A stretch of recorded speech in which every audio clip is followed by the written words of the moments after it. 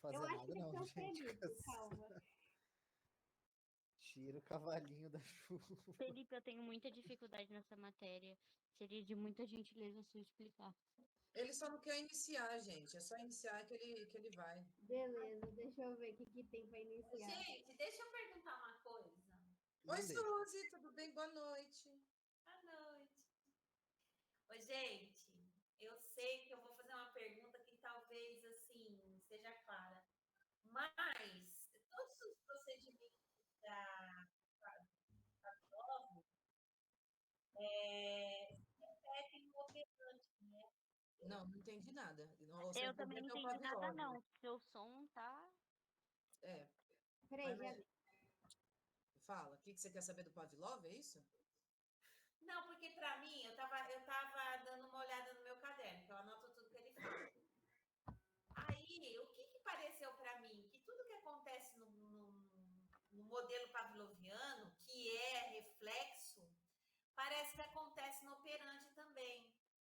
Ou eu que criei isso na minha cabeça? Vamos iniciar a aula para nós dar nome aos bois e começar do início. Vamos lá. Calma. O Suzy nasceu de 3 meses. Tudo isso? Vamos lá, então eu não nasci, porque naquela aula de desenvolvimento lá é só a partir dos 7 meses. Então, eu pensei agora. 3 meses, então ela foi um aborto, Carol. Você tá chamando ela de aborto? Gente, eu não fui bem Gente, nessa prova, é por isso. Essa prova eu não fui bem. Eu percebi. Mas a Aninha falou que a nota menor da classe foi 6. Ah, falsa. Não, ela falou para mim. E aí, já saiu a nota lá, o Carol? Saiu? Eu vi, até onde eu vi, não tinha saído ainda. Eita. Se ninguém postou, porque não saiu ainda também. Você quer que eu comece, Felipe? Ih, fugiu. Achou. Vai. Tá. Ó, no meu entendimento, tá, gente? Pelo amor de Deus, do que eu ouvi, anotei do Felipe.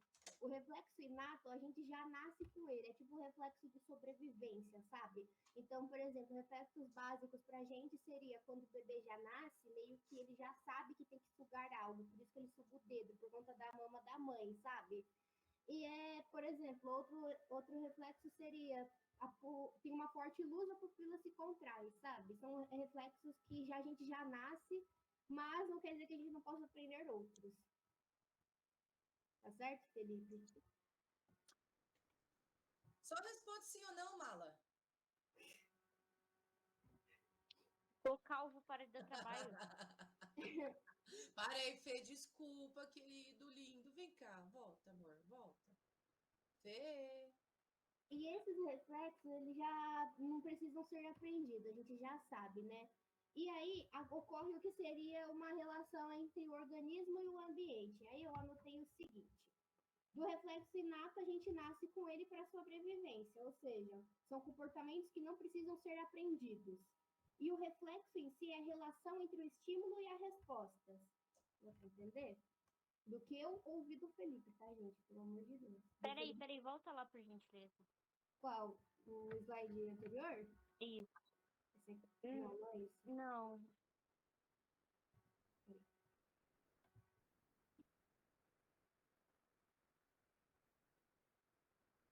Aí. O termo reflexo. Eu não entendi ele. O que é? O termo reflexo é a mesma, a definição ali embaixo do reflexo? Ele não se limita a descrever a ação, não é um reflexo comum que a gente vê somente do tipo. Quando a gente fala de reflexo, eu lembro da aula do professor Felipe falando, a gente pensa que, vamos supor, bate no joelho, tem um reflexo, mas não. Reflexo é um estímulo e a resposta, é no geral, sabe? Como que o organismo age no... Oi, Isa, eu acho que o exemplo do joelho que você deu é um bom exemplo de reflexo. Sim, só que não é somente isso. Não é reflexo, é sim é uma luz. Como a gente usa no vocabulário do dia a dia, como a gente usa reflexo no sentido de refletir uma luz na nossa cara, por exemplo. Mas o reflexo é uma relação entre uma ação e o que aconteceu. Ou seja, bateu no joelho, é o estímulo. Mexeu. E a ação de mexer é a resposta, é isso? Sim, é tipo, se a gente entrar no pavloviano, a gente vai ver que tem até aquele negócio do cachorro. Quando o cachorro sente o cheiro da carne, ele saliva. A salivação é um reflexo, é uma resposta. Então, basicamente, ali o termo reflexo é você ficar descrevendo a ação que está acontecendo ali. A questão do reflexo é quando você tem um estímulo e uma resposta. Tem a Eu carne e acho aí que não é o cachorro. descrever a ação, é a resposta do indivíduo. Entendi. Então, é a resposta do indivíduo de acordo com aquele estímulo. Yes.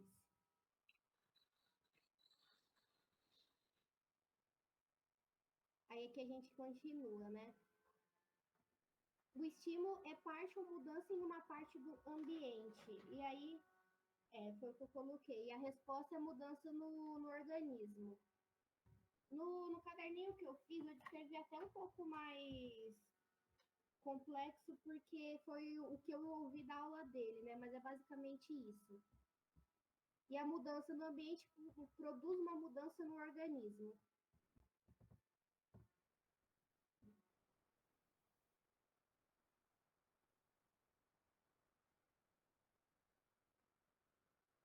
Gente, eu tava vendo esse slide, eu vou ser bem honesta com vocês. Ele vai passar essas coisas científicas e outros autores. Vocês acham que, e no que ele passou das atividades que eu também anotei, não vai cair nenhum autor em específico? Vocês querem dar uma olhada nesse conceito científico?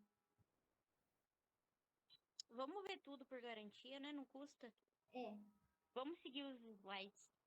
Aí aqui ele fala, o reflexo é uma relação entre um estímulo e uma resposta na qual o estímulo elicia a resposta. Elicia, eu anotei de uma forma até mais fácil, que é... Calma aí, deixa eu achar que eu anotei muita coisa. Que ele... Peraí. Produz, né, Isabela? Eu tinha colocado... Acho que é. Isso. Que ele provoca ou produz uma resposta. Aí ele está falando que S é o significado de estímulo na linguagem científica, R, resposta, e o pontinho assim significa relação entre ambos. Então, se ele colocar S, pontinho R, é estímulo, relação entre resposta. Eu não sei se ele vai colocar, porque ao menos nos exercícios, graças a Deus, ele não fez isso, né? Ô, Isa, é uma setinha, não é? Elicia significa aquela setinha. Ah, não é? uma setinha. Porque É. aí a gente vai ver o diagrama, é verdade. Eu pensei que fosse pontinho, desculpa. Imagina. Como eu disse, vamos, graças a Deus, eu espero que não caia isso. O objetivo da ciência é buscar a relação uniforme entre os eventos. E os eventos são as mudanças que ocorrem no mundo. Identificação de relação constante entre estímulo e resposta. E a formulação de leis do reflexo.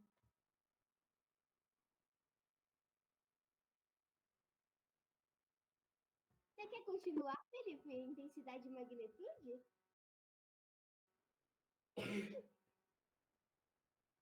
Eu acho que não.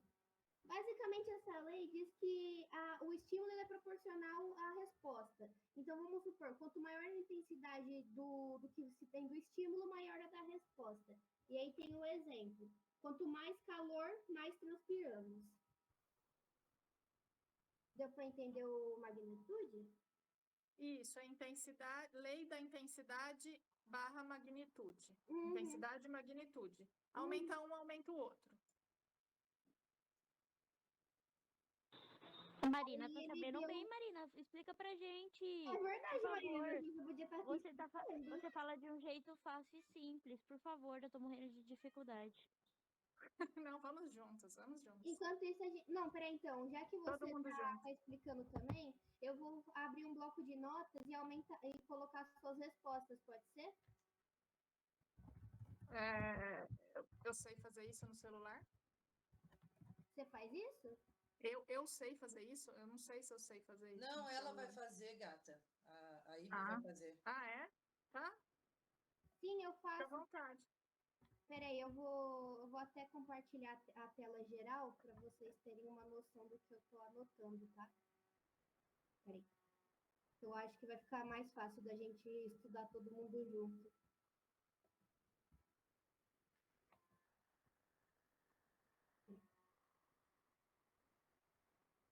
Ah, tá aqui. Magnitude, como que você falou?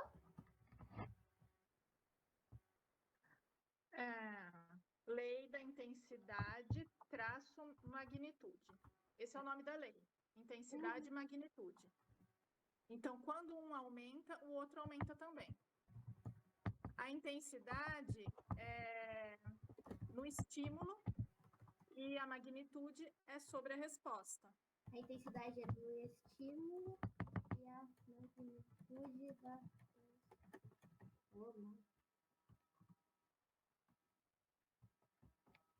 Pronto. Não sei se vocês estão vendo o bloco de notas, eu sinto que o meu... Sim, tá dando pra ver sim. Depois você salva e manda pra gente, por favor. Vou passar no Word, aí a gente já pode imprimir. Aqui ele só tá dando o conceito mais científico, quantificação do estímulo-resposta, calor, transpiração e elicia, no caso. A gente pode continuar? Sim. Que, honestamente, eu prefiro ignorar essas coisas científicas, que eu acho que ele vai pedir mais a teórica, né? Lei do limiar. Quer explicar, Marina? Aí eu já vou anotando. É a intensidade mínima capaz de eliciar uma resposta. A gente já viu isso em alguma outra matéria, né? É capaz de... Foi na matéria dele mesmo do ano passado, finalzinho do Isso. ano passado. É a intensidade mínima capaz de eliciar uma resposta. Então, um exemplo é do som, né? Ele deu esse exemplo do som na aula, por exemplo. Tem um volume que a gente passa a escutar. Abaixo desse limiar, a gente não escuta mais.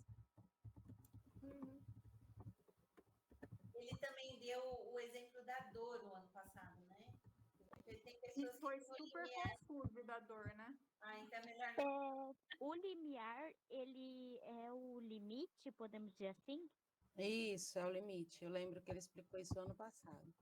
Oi, Marli, boa noite. Oi, tudo bom? Tudo bom, e você?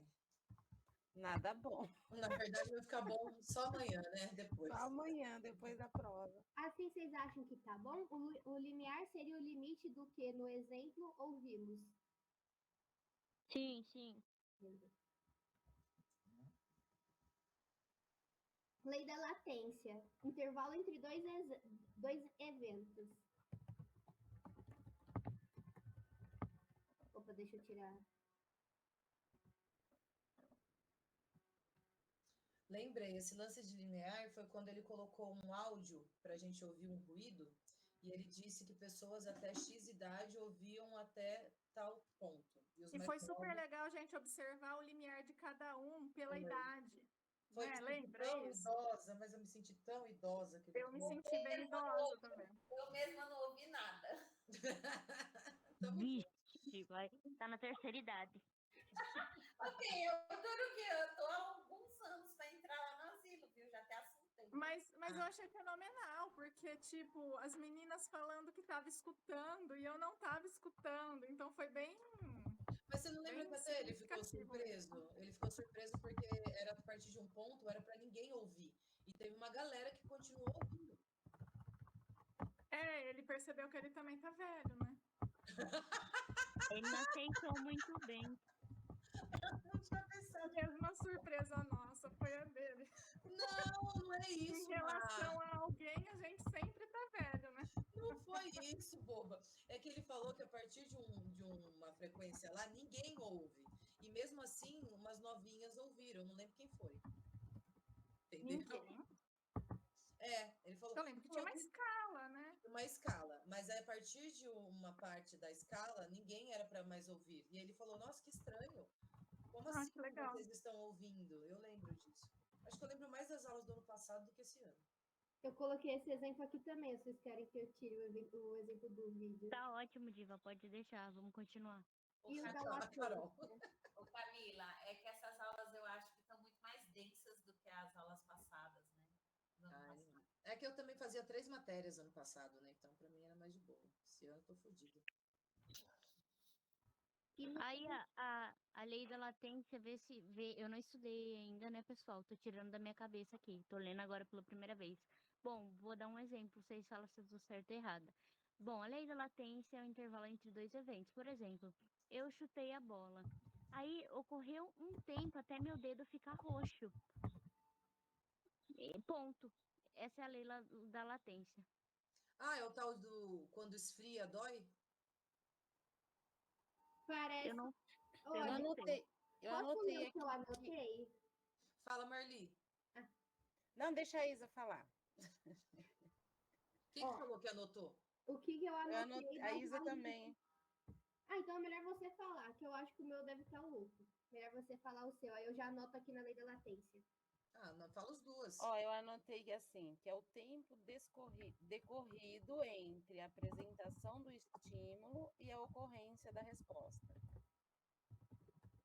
É o que a Carol falou, que é o tempo entre ela chutar a bola e o dedinho ficar roxo. Foi exatamente o que aconteceu comigo, Intervalo pessoal. entre Eu chutei a estímulo e bola. resposta. Isso. Foi o que eu pensei, Carol. Agora que eu lembrei que você quebrou o dedinho. Então, tipo assim, ocorreu um tempo pra eu perceber como que tava acontecendo, o que que tava acontecendo. Isso, é isso mesmo, é o tempo decorrido entre Eu não a percebi apresentação do estímulo. de imediato. Eu Mas não tem percebi. mais, né, gente? Tem assim, quanto maior é a intensidade do estímulo, menor é o tempo de iniciar a resposta. Isso. Eu coloquei isso.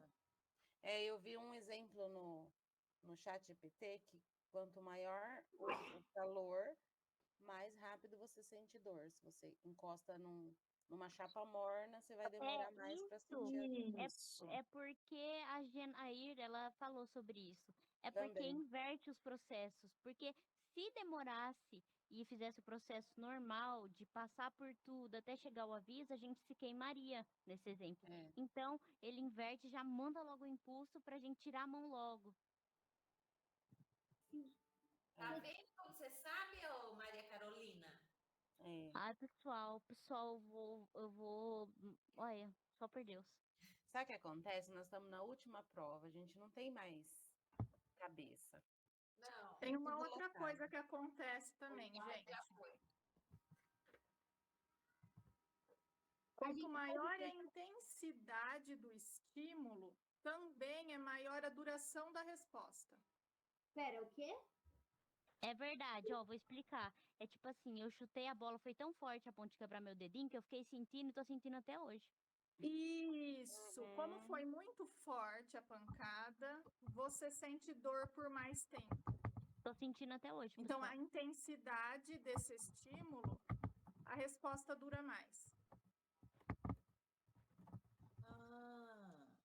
Nossa, Márcia, tem um jeito tão materno de falar. Tem mesmo. A resposta dura mais? Eu tava anotando, meio que me perdi. Ó, quanto maior a intensidade do estímulo, maior a duração da resposta.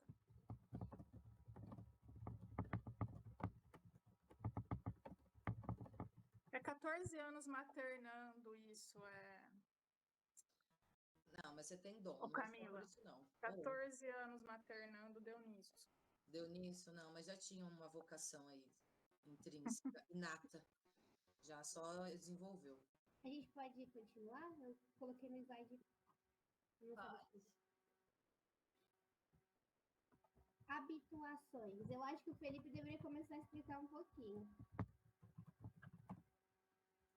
A gente se acostuma e para de reagir. É isso, Marina? Quando a gente tem eliciações sucessivas, pode acontecer tanto a habituação da resposta, como sensibilização da resposta, que também significa potencializar essa resposta. Deixa eu ver se eu entendo, que nem no exemplo. Eu lembro que o Felipe, em sala de aula, ele perguntou quem chorava cortando cebola. E aí a Carol, a outra Carol, não a Carol Caju, ela diz que, independente do tempo, ela cortava cebola todo dia e sempre chora. Esse daí significa o quê? Que ela que só aumentou? Como é que é? Me explica melhor, por favor. É boa pergunta, né? Eu lembro que ele deu o exemplo do cheiro que a gente sente da fábrica da Cotrale, que a gente já está tão habituado que a gente não sente mais o cheiro. Agora eu não Isso, sei, esse porque esse exemplo exemplo é foi o ano ótimo. passado, eu não lembro se serve para isso. Esse exemplo é É ótimo. verdade, você se Eu li no acostuma, né? livro. Vira um hábito, você se acostuma. É só associar hábito a costume. Então Isso. você já nem sente mais, entendeu? Mas e a potencialização que a Marina falou? É isso que eu. Só A pra potencialização é tipo quando você fica. Eu penso. Ai, não. Pera lá, deixa eu lembrar o que eu vi no livro para falar coisa que faz mais sentido. É barulho de uma obra. Um martelo, por exemplo. Uhum. Um martelo, você. Eles fizeram um experimento lá que, dependendo do intervalo da batida, você acostumava. Agora, se o intervalo da batida ficava um pouco maior ou irregular, você acabava se sensibilizando e ficando mais irritado com aquilo. Algo Verdade. assim, Mas um isso. piscar de olhos, acho que era o que acontecia. Não. Ixi, tô misturando. Porque Mas Ah, isso vai cair já na deu prova. ruim, Mas Marina, isso como tá no professora. slide dele? A potencialização está no slide dele? Acho que tá a habituação que eu vi no slide. Então só tá a habituação, então vamos esquecer a potencialização, Olha, pessoal. só Pra para que eu me complicar? perdi, alguém tinha falado que quando temos eliciações sucessivas, pode acontecer tanto a habituação da resposta quanto a e quanto Ela que. falou a potencialização, mas eu acho que não tem no slide dele. Então, a gente pode dizer que a habituação é o que a gente se acostumar a algo, tipo um barulho muito irritante, acostumamos a isso. Tipo, É tipo o cheiro da cutralha. uhum. E esse efeito é temporário, viu? Não é para sempre. O quê? Você se acostumar? A habituação, Isso. tipo Por assim, exemplo, se quando você você muda sai de da cidade. cidade, Ah, isso mesmo, queria saber. Você sai da cidade e volta, aí você se volta a sentir o cheiro, né? Porque você desabituou a sentir aquele cheiro. Ah, É isso? tá. Marina? sim. Você só se acostuma se tiver contato com aquilo constantemente. Isso. Desculpa, gente, tô terminando de anotar, eu sou meio lerda. Os reflexos e o estudo das emoções. Emoções são um aspecto importante do comportamento humano. Muitas das emoções são respostas reflexas a estímulos ambientais, eliciadas. Por isso, pode ser bastante difícil controlar algumas delas. Exemplo, medo de coisas muito específicas. Eu tenho talassofobia e sempre que eu vejo o oceano eu morro. Eu tenho um piripaque. Eu acho que é isso, né? Como que é isso que você tem? Talassofobia, medo do oceano. É? Eu tenho até medo de bexiga. Eu não tô brincando, eu tenho globofobia. Eu vejo Ah, bexiga, eu tenho crise de pânico. não conhecia. Tem gente que tem tesão em balão, então. E eu sou oposta. Se eu ficar perto de uma pessoa que tem tesão em balão, eu morro. Morro ali na hora. Só Também volta não um sabia pouco. dessa, Camila. É, pois é. Tem gente que tem tesão em estátua também. Tava vendo um workshop sobre parafilias e aí eu fiquei sabendo dessa. Estátua? Meu Deus. Mas esse reflexo, o estudo das emoções, tá certo. Eu usar esse exemplo, né? De eu ter medo de água. Deixa eu ver. Os reflexos e estudos das emoções. Emoções são um aspecto importante do comportamento humano. Muitas das emoções são respostas reflexas a estímulos ambientais. É, por isso pode ser bastante difícil controlar algumas emoções. Sim, você está falando de fobia, né? Sim. Medo de coisas específicas. É, acho que isso daí significa várias coisas, né? Eu não entendi muito bem, não, pessoal. É que assim, as emoções já estão no nosso comportamento humano, né? É quando o ambiente te causa um reflexo, entendeu? Tipo assim, você leva um choque. Vai, você encontrou alguém desmaiado na sua cozinha. A hora que você vê aquilo, você leva um. Entendeu? O ambiente te causou um reflexo de susto, entendeu? Entendi. Aquela emoção de poder ser alguém que, tipo, morreu ou alguém terminou com você.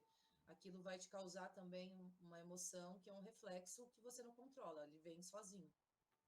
Ó, um exemplo que estava no livro, que é, por exemplo, o medo é uma resposta, né, a algum estímulo, mas esse medo também causa reações fisiológicas, que seria aumento da frequência cardíaca, adrenalina, constrição capilar, você fica branco.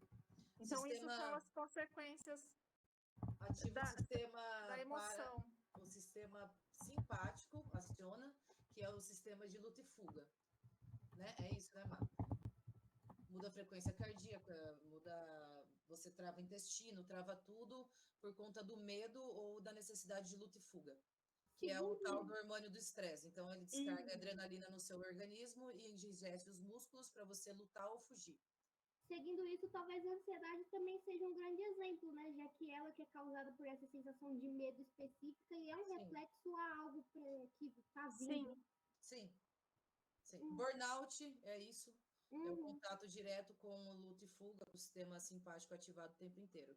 Aí a gente tem o parasimpático, que é o relaxamento e a causa homeostase, para voltar ao organismo ao normal.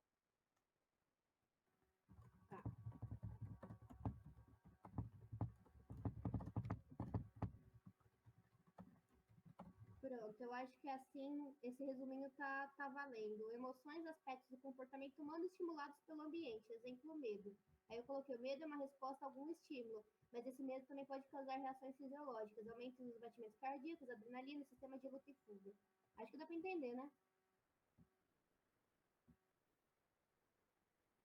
Aê, Carol, entendeu? Que bom. Meninas, eu não enxergo, tá? Então, eu não tô... Peraí. Não, nada que você faça aí vai me fazer enxergar.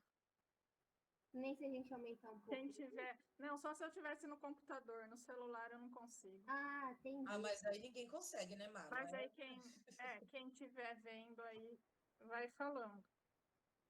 Ó, aí agora a gente vai pro os reflexos das emoções ainda. Organismos nascem preparados para interagir em determinadas formas com o ambiente. Nascemos preparados para ter algumas respostas emocionais diante de determinados estímulos. Boa parte das emoções dizem respeito à fisiologia do organismo. Ah, que foi o que a gente acabou de falar, né? Quando Sim. sentimos medo, uma série de reações fisiológicas ocorrem. É isso. Esse aqui é o valor de sobrevivência dos reflexos, é uma seleção natural. Apresentar determinadas respostas diante de estímulos específicos é o valor de sobrevivência para a espécie. Emoções também têm o valor de sobrevivência. Exemplo, o medo é uma resposta fisiológica que aumenta a chance de escapar. Valor de Aí, sobrevivência já tava aí, ó. dos reflexos, o quê? Volta? Oi? Volta, por favor. Esse aqui ou esse? Esse o outro. Valor de... Sobrevivência dos reflexos é uma seleção natural. É o que eu acabei de falar do sistema simpático, da luta e fuga, entendeu? Ah, Da tá. sobrevivência da espécie. Então, o medo, por exemplo, vou te dar um exemplo claro. Você está andando, você dá de cara com um leão. O teu organismo, naturalmente, no reflexo de sobrevivência, ele vai ativar esse seu sistema de luta e fuga, que é o que eu falei, ou para você lutar com o leão, porque ele não sabe necessariamente o que é, ele só vai te dar o medo, entende? Ou para você correr do leão. Não é uma coisa que você pensa e fala, um leão. Não, você Esse é o vê valor e de já tem um sobrevivência. reflexo. Esse é o sobrevivência, você já tem E um reflexo. o seleção natural? É a mesma coisa, amor, para você ser mais forte e conseguir fugir ou lutar com os seus predadores e adversários. É a seleção natural. Digamos que a gente está aqui hoje porque nós somos desta seleção, entendeu? Porque alguém lá atrás sobreviveu. Seleção natural, o mais forte ou o mais adaptável é Darwin. É quem sobrevive. Entende? No caso do Darwin, é quem é mais adaptado, né? Não necessariamente você precisa ser mais forte. Mas se você souber correr direito e se esconder de acordo, você já sobrevive. Não precisa nem ter tanta força em questão de musculares. Entende? Tem até um conceito interessante que diz que a gente tem medo de rostos semelhantes a nossos, sabe? Por conta disso, porque antigamente nós mesmos se caçávamos e foi por isso que a gente está aqui como super predador. A gente se caçava, tipo assim, nos reflexos, quando a gente via, igual os bichinhos se veem e acham que é Claro, porque aí você pensa, quando começou a se formar o conceito do primeiro conceito de humanidade, era núcleo familiar muito pequeno. Então, quando você via outros familiares a você, mas que não era da sua família, automaticamente você acabava matando para sobrevivência e proteção da sua família, mesmo que fossem pessoas semelhantes. Foi só depois de muito tempo que a gente se acostumou a isso. não tinha espelho, né? A galera não tinha muita noção do que era reflexo, né? E é Reflexo por no isso que sentido a de gente espelho. conseguiu na seleção natural. A gente matou vários outros que eram semelhantes a gente, mas que não é da mesma espécie. E aí só depois que a gente se acostumou. A gente ficou domesticado. É, basicamente. Entre aspas, né, gente? Que até hoje o povo ainda tá matando os diferentes aí. É. E aqui a gente acaba o primeiro slide.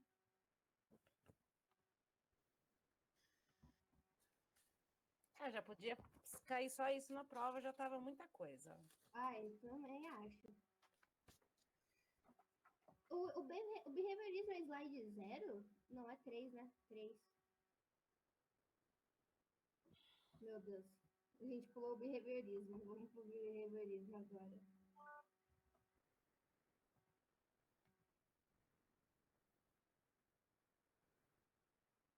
Aqui ele só vai falar do surgimento, gente. Eu lembro que o professor falou que só vai cair behaviorismo radical.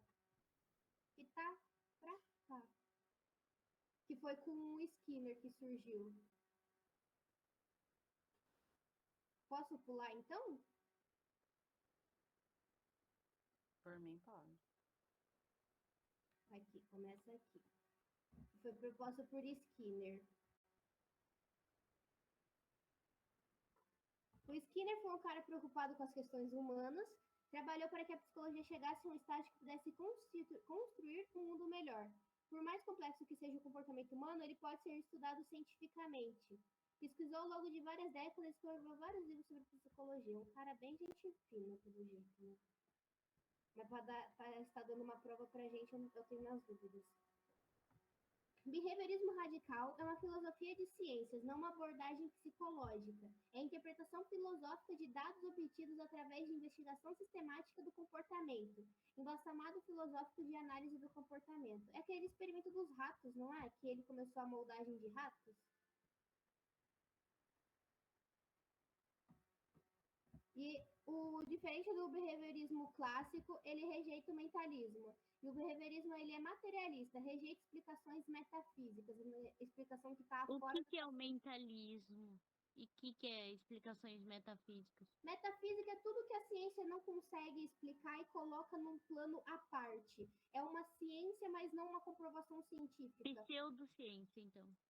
É, mas não está mais para pseudociência, é uma coisa bem complexa até demais. E o mentalismo, a gente pode até voltar e ver, vamos ver. Mentalismo é aquela coisa de introspecção da mente lá, que a igreja acreditava que era físico e alma, e depois, a partir do século XX, mudou para físico e mente. Lembra disso? Eu lembro, agora eu tô começando a lembrar. Só que os dois, tanto a alma quanto a mente, elas não eram palpáveis, então aí o Watson deixou para lá e o Skinner falou: não, tudo vida é comportamento, e o comportamento é observável. Ponto, vamos olhar tudo. É, ele falou que não é uma questão religiosa, uma questão mística, é uma questão mais científica, né? Direto do que se é visto. Aí ele falou que ele rejeita o dualismo, que é aquela questão da mente, do corpo e da alma estarem separados. Gente, não, eu não entendi o que é o mentalismo. Não entendi nada que vocês falaram. É basicamente tentando explicar uma psicologia mais religiosa. Pensa assim, sabe? Uma psicologia mais mental, só que inclui o que não é observado, como a alma, como esses conceitos mais, como você disse, pseudociência, sabe? Uhum. Não precisa necessariamente ir para esse lado, não. Tipo assim, o conceito de indivíduo, por exemplo, é metafísico. Identidade, livre-arbítrio, entendeu? É tudo metafísico isso? Sim. E Ele Por que a separação entre matéria e corpo é Metafísico. É metafísico, entendeu? E o mentalismo. É essa separação. Lembra que com a Edileia a gente estudou, tipo, no o Descartes, que ele falava que existe corpo e mente? Então, tipo assim, a metafísica, vê se eu entendi, Fê. A metafísica é a separação entre o corpo e a pessoa, tipo, a mente, a Isso é alma. o dualismo. Eu Putz, acho que para entender mais fácil, É porque a mente é um conceito metafísico uhum. para o behaviorismo, entendeu? Tipo, o que que é uhum. a mente? A mente é tão complexa que, para o behaviorismo normal, a gente estudaria até o que não é observado. A gente entraria em vários aspectos individuais do indivíduo pela forma do que é singular, sabe? Só que, para o Skinner, a gente teria que ser mais científico. É tipo a ética profissional do psicólogo. A gente só vai falar o que a gente está vendo. Não vamos falar, ele está sorrindo porque está feliz. Não, ele está sorrindo. A gente está observando ele sorrir. É isso. Ô, Carol, sua dúvida é o que é metafísica, é isso? É o que é o mentalismo e a metafísica? Metafísica é aquilo que você não pode tocar. Físico é o que você consegue tocar, tá bom? A mente é metafísica. Você não toca na mente. Então, ela é materialista, é aquilo que você toca, é aquilo que você está vendo. O mentalismo é materialista, ela rejeita a parte da mente. Ela é dualismo, ela separa o que é mente e o que é corpo. Posso tentar? Deu para entender, não? O som cortou no mentalismo. A metafísica eu creio que eu entendi. Mentalismo vem de mente, é isso, né? O mental é o que a gente não consegue mensurar, né? Medir nesse sentido. E como a gente está falando de behaviorismo radical, ele foca mais. Me corrija aí, Fê, se eu estiver errado. Ele foca mais no comportamento quadradinho, entendeu? Só aquilo de condicionamento e pronto. Então ele não vai querer ir para uma parte mais mental, que seria uma psicanálise, uma coisa mais viajada, mais relativa. Não, ele é quadradinho ali. É, só uma correção, que não é que ele foca mais, ele rejeita. Ele rejeita total porque Ele ele só rejeita, foca não no existe mente. comportamento. É, Não existe a mente? não existe mente. Para um behaviorista radical, a mente é um resultado do processo físico do seu cérebro. É o Watson. Mas aí a gente não está falando de pensar e sentir emoções. Porque, né? Porque A emoção isso é um seria reflexo comportamento. físico para ele. A emoção é um comportamento. É um comportamento. Pensar e sentir, ele não ignora sentimentos e não ignora Não. pensamentos. É uma coisa Não. só. Mas é tudo Mas só que como ele dá consequência do seu status. cérebro.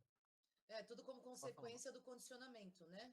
Eu lembro que o Felipe tinha falado que ele não nega a existência, só que eles não acham necessário colocar, tipo, a existência de sentimentos e emoções. Eles não negam, mas eles não se importam em colocar ou não. Para eles, a análise Não, principal é isso que importa. foi o primeiro. O Skinner passa a considerar Ah, assim. sim. Mas o Skinner considera porque tudo é comportamento. Uhum, Ele não vai diretamente na mente, ele vai no comportamento. uhum. Mas não é porque isso existe em algum outro lugar além da matéria, entendeu? Atualmente está no seu cérebro, eles são a mesma coisa para eles. Então, O cérebro, então, seria um comportamento. não o cérebro, mas o que ele produz. Uhum. Ah, agora eu lembrei Então, disso. se você tem uma resposta emocional para algo, não é porque, tipo, a sua alma sentiu o pesar da palavra. Não, é porque, tipo, você foi condicionado à linguagem, aos sentimentos e tal, entendeu? É tudo uma consequência fisiológica do teu corpo.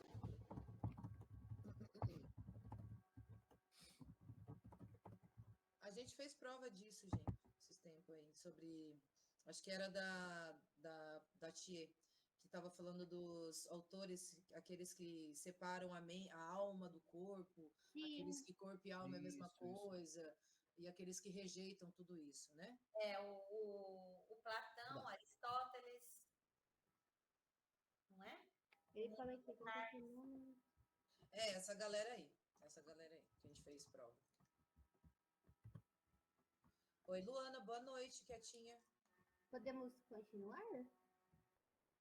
Acho que sim. Carol, pode continuar? Gente, depois eu dou uma lida aí por cima, depois sozinha. Obrigada pelas explicações. Eu vou mandar no chat. Vocês querem que eu mande o que eu já anotei?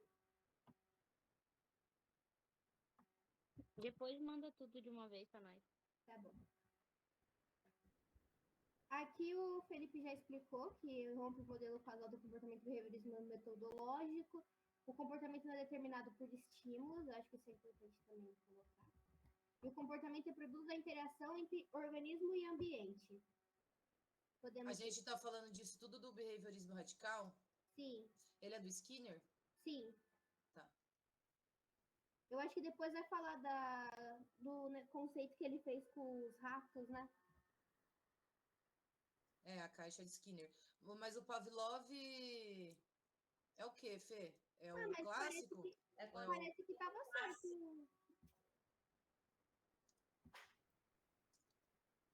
Nega a existência de sentimentos e sensações. É isso, é o que o Felipe falou. É. Ele não nega a existência dos Uhum. sentimentos e das sensações, mas ele enxerga isso como algo fisiológico, Sim. físico, não como Não, algo mental e tipo, como um Freud da vida. Entende? Sim. Algo separado, né? Ele separa. Sentimento existe. A lei de ação e reação nesse sentido. Agora, que você pensa por si e tem a sua subjetividade, ele ignora a alma, ignora tudo isso aí. E o Aqui nome tem do um que ele exemplo, ó. O Carol, no mentalismo, ele deu exemplo. Ela chorou porque estava triste. Mas para o behaviorismo radical, chorar e estar triste podem ocorrer por um motivo em comum. Pensamentos e sentimentos são comportamentos também e precisam ser explicados. É, tipo, pra ele não ia existir depressão, vai. Pra ele. É, Não, eu existe acho que não é isso, porque a gente. depressão é uma resposta fisiológica do seu corpo. Ele não Não, nega ele os tá sentimentos, querendo ele dizer. nega a origem metafísica do sentimento. Exato. Não se baseia em mente e alma. Ele diz que tudo se converte em comportamento e a partir disso pode ser estudado da mesma forma. Uhum. Ele só vai dar atenção quando se tornar um comportamento. Isso, Carol. Uhum. É isso aí. Na verdade, ô, Carol, na verdade, tudo é comportamento. Ele não vai se tornar um comportamento. Você estar triste é um comportamento seu. É uma resposta a alguma coisa. Ele não se Entendi. torna, ele é. Ele é um comportamento. pode continuar para o próximo? Uhum. Como são entendidos os eventos privados no behaviorismo radical? Utilização dos mesmos princípios para explicar eventos públicos e privados. Observação de eventos internos não equivale à observação da mente ou da consciência. Observação do próprio corpo e é a observação do seu próprio corpo e seu funcionamento. É um organismo único e indivisível. A gente deveria estudar no geral, então, para eles, basicamente, não é? O que você falou, Isa?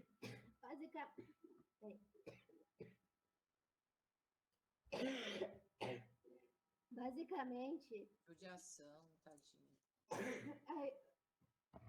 eles tendem a observar o geral, não é? O comportamento. É um comportamento. Os eventos internos a gente não enxerga. Oi, gente, eu já venho, vou pegar um pouco de água. Mas vou deixar no slide para vocês falarem o outro, tá? Tá bom. Posso ler e alguém explica? Não, volta, gato. Já era. Peraí. Ô, Foi tadinho. embora.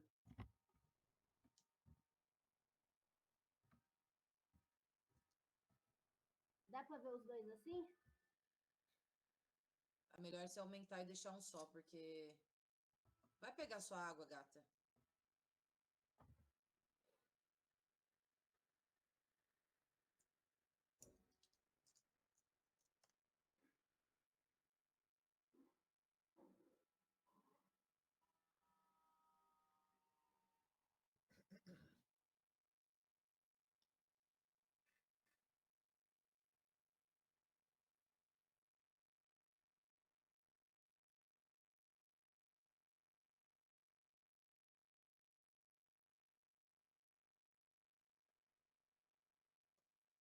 tá tão desgastada que nem fala nada, olha só.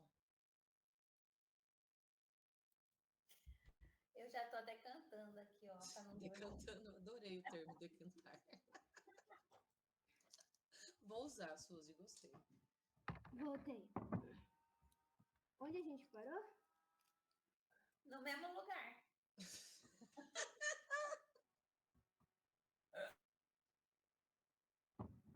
Você falou que você ia explicar esse, Camila. Não, não quero explicar, eu quero ler só. Eu não sei, eu quero só ler. Pode ser? Aí vocês explicam porque eu só queria ler. Como são entendidos os eventos privados no behaviorismo radical? Aplicação dos mesmos princípios para aplicar eventos públicos e privados. Tá, então isso aí significa que, mesmo que é algo íntimo, é a mesma coisa que algo público, é isso? Não entendi. Ah lá, observação de eventos internos não equivale à observação da mente ou da consciência. Observação do próprio corpo e seu funcionamento. Organismo único e indivisível. Corpo e mente são a mesma coisa. É aquilo que a gente estava falando, Fê? De que corpo e mente é a mesma coisa, que eles não separam. Então, o que é externo é interno também. Que é a utilização dos mesmos princípios para explicar eventos públicos e privados. Então, é tudo categorizado, tipo padronizado, É, né? não é que o interno e o externo são a mesma coisa, mas eles não. Se dividem. Não, eles se dividem. Eles Ah. não vêm de lugares diferentes. Ah, entendi. Não é a sua alma que tá triste, é seu cérebro que tá produzindo reações de tristeza. Destrincha, por favor. Vamos ali, ó. Utilização dos mesmos princípios para explicar eventos públicos e privados. Calma aí, Beleza. antes de você começar a explicar.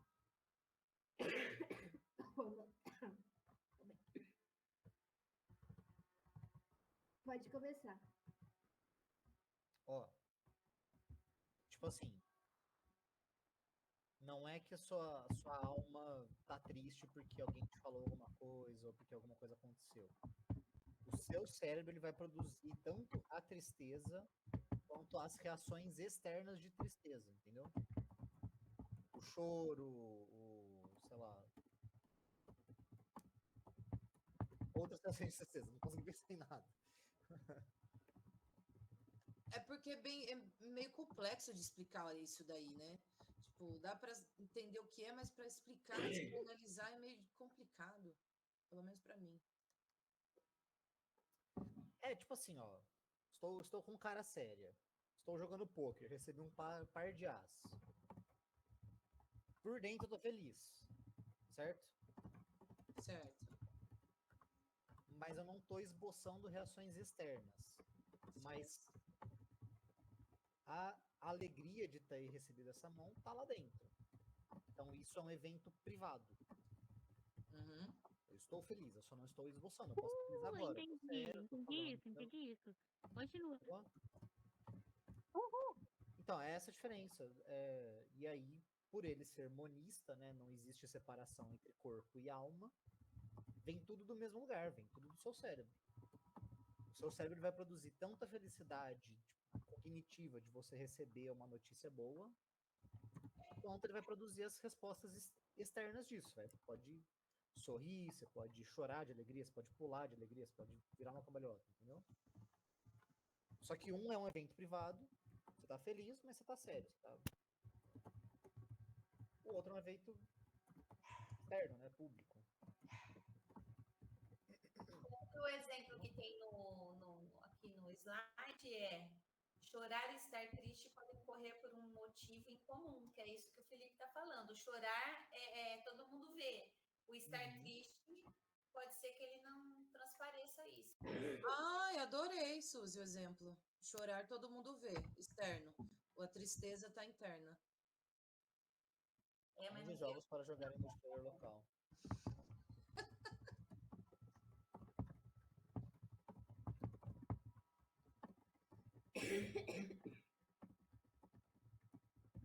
Ô, Fê, uma pergunta nada a ver. Cachorro pode comer banana? Pode. Não tem valor nutritivo para eles, mas pode. Tá. Tá a casca? Não, tira a casca. Tá. esse slide foi o que o Fê explicou nos outros, né? Que ele nega radicalmente o mentalismo e aceita a existência de todos os fenômenos comportamentais e aceita os eventos privados. Radical é buscar a raiz do comportamento na sua interação com o ambiente. Então, a gente pode passar para o próximo slide? Uhum. Sim.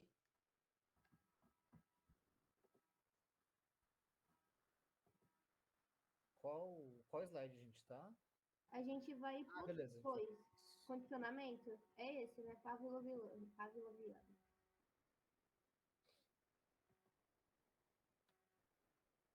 Oh, meu Deus.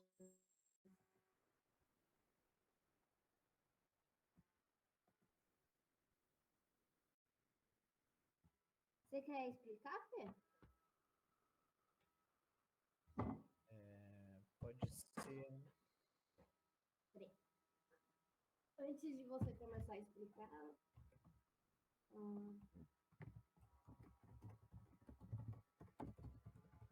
Pronto. Peraí.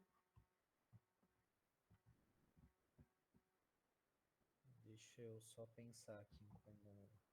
por Quer onde- que eu leia enquanto você pensa ou isso atrapalha você? Não, pode ir lendo se quiser. É melhor ou pior lendo? Tem.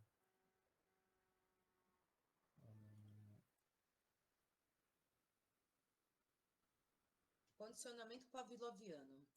Condicionamento pavloviano, processo de aprendizagem de novos reflexos. Ou seja, acho que não são os inatos, né? Muitas formas de medo, ansiedade, náuseas, fobias, etc. não nascem com a gente. Aprendemos a apresentar algumas respostas diante de determinados estímulos ao longo da vida. Capacidade de aprender novos reflexos. Valor de sobrevivência, que é o cachorro salivando ao ouvir o sino, Então, associando a comida. a Isabela só tem medo de balão porque ela aprendeu isso? Pelo, Segundo o que dizem na psicologia, em algum momento da vida dela, sim. Segundo essa teoria do Pavlov. eu anotei pavloviano porque na última aula eu estava com dúvida também e eu chamei o professor. Posso ler? Uhum. Ó, ele associa um estímulo neutro a um estímulo significativo, resultando em uma resposta condicionada. O estímulo vai gerar uma resposta. Aí tem o exemplo. Um cachorro que associa o som do sino à hora de comer e começa a salivar. A saliva é um reflexo proeminente de ter ouvido o som do sino. Ou seja, por ser um reflexo, é pavloviano. Reflexo é involuntário. Aí eu coloquei que o som do sino, ele é reflexo. Inicialmente não tinha resposta, mas foi condicionado a ter. E a resposta do estímulo ao ouvir o sino é a salivação, que é um reflexo. Ele aprendeu a salivar. Então, mesmo que não tenha o cheiro da comida, porque inicialmente vai ter o cheiro do bife para fazer ele salivar, mas ele começou a associar o bife ao sino. Então, mesmo que não tenha e o sino comece a tocar, ele vai salivar. Quem entender melhor, não sei se eu falei certo, mas foi isso que eu ouvi do professor e peguei do professor. É, porque isso aí foi o mesmo. que o Pavlov fez, né? Igual meus cachorros aqui, se eu bato no prato com o talher, eles já ficam tudo doido, porque eles sabem que vai vir comida, entendeu? Eu acho que tem até o esqueminha para explicar melhor. Aqui, ó. Uhum. Antes do condicionamento, ele só via comidinha e já salivava. E antes do condicionamento, ele ouvia o som do sino e ficava indiferente, era só um sino qualquer. Só que durante o condicionamento, quando colocou os dois juntos, ele começou a associar. Ele percebeu que sempre que tinha comida, tinha o som do sino. Até que chegou o momento que ele foi condicionado a acreditar que o som do sino é comida. Não sei se deu uma explicação boa isso, que foi isso que eu entendi. Não, é isso mesmo. É muito lindo, né, isso? É muito legal isso daí. Acho que a grande coisa que tipo, tem que entender aqui é que o estímulo inicial ele tem que ser neutro para acontecer o condicionamento clássico, que é o do Pavlov. Como assim, Ah, né? é? É. Tipo assim, um sino na natureza ele não tem relação nenhuma com comida do cachorro. Aham. Sim. Então ele tem que ser inicialmente um estímulo neutro. Para depois Para fazer não fazer associação. ele ir para nenhum lado. Porque tipo assim, se se um bebê ouve um barulho no trovão que assusta, aí é mais aquele tipo de reflexo que é. Tipo, ele não foi condicionado a isso, entendeu? É uma resposta. Tipo assim, um barulho alto pode significar perigo. Sim, já vem com ele, né? Inato. É. O que o Pavlov faz é. Então, o radical, ele é mais a parte inata e o clássico. O clássico é Pavlov, né? Calma, o radical o quê? O behaviorismo. Não, Ou a tudo gente- isso é behaviorismo. Não, radical e o clássico, tem os dois. A gente tava falando behaviorismo radical agora há pouco. A gente já foi pro clássico? Pavlov é do clássico ou do radical? Behaviorismo é a ciência. Isso é Sim. condicionamento. Ok, Ah, eu entendi que tudo que a gente está aprendendo agora é behaviorismo radical. Tudo daqui para frente. entendi, obrigada. Era isso que eu queria entender. É, isso é condicionamento. E tá dentro do behaviorismo radical. Aham. Mas esse... Entendi. Só tô colocando o que o professor me falou aqui pra colocar no outro Word, né? Uhum. Ah, depois eu coloco. Eu já tenho anotado pra não perder Tipo muito tempo. assim, ter tristeza quando toca a música do Fantástico no domingo à noite, porque você sabe que você vai começar a semana, é um exemplo de condicionamento clássico. Não existe nada na natureza que se assemelhe à música do Fantástico, mas todo domingo à noite, acabou o final de semana, você tá triste, em semana de prova, porra, segunda é uma merda. Você vai condicionando a ficar triste só quando você ouve a música, entendeu? Mas esse slide aqui é do condicionamento pavloviano, tá? O que nós estamos vendo agora. O clássico é. Aqui, ó, aqui em cima, ó, slide 2, condicionamento pavloviano. Mas é o clássico É o também, é clássico. outro nome. É o clássico, nós não estamos vendo o behaviorismo radical agora. Não sei quem que falou aí. Não, é porque falaram que tudo se deriva do behaviorismo radical. Tudo que estamos vendo já são as variantes dele. Não que estamos vendo behaviorismo. Mas o Pavlov não veio antes? Eu acho que o Pavlov Calma, veio calma. antes do behaviorismo radical. Vixe, Porque agora o Pavlov só trabalhou com reflexo. E o radical aí, ele trabalha com comportamento, não com reflexo. Pavlov era fisiologista, na verdade. Ele não era psicólogo ou coisas desse tipo. Eu acho que tudo isso que a gente está vendo é comportamentalismo, que é behaviorismo. O radical foi uma coisa que foi proposta depois. Ou pelo Watson ou pelo outro cara lá. Então, mas agora a gente está no Pavlov, ó. Não está no behaviorismo ainda.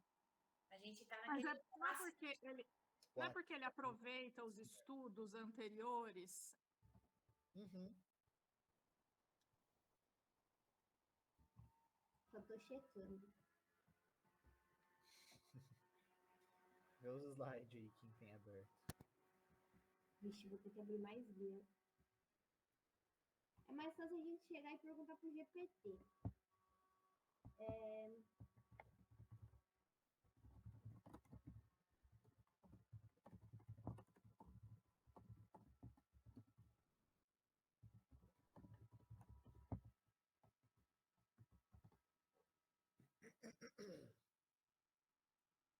Aí, eu veio antes do Pavloviano.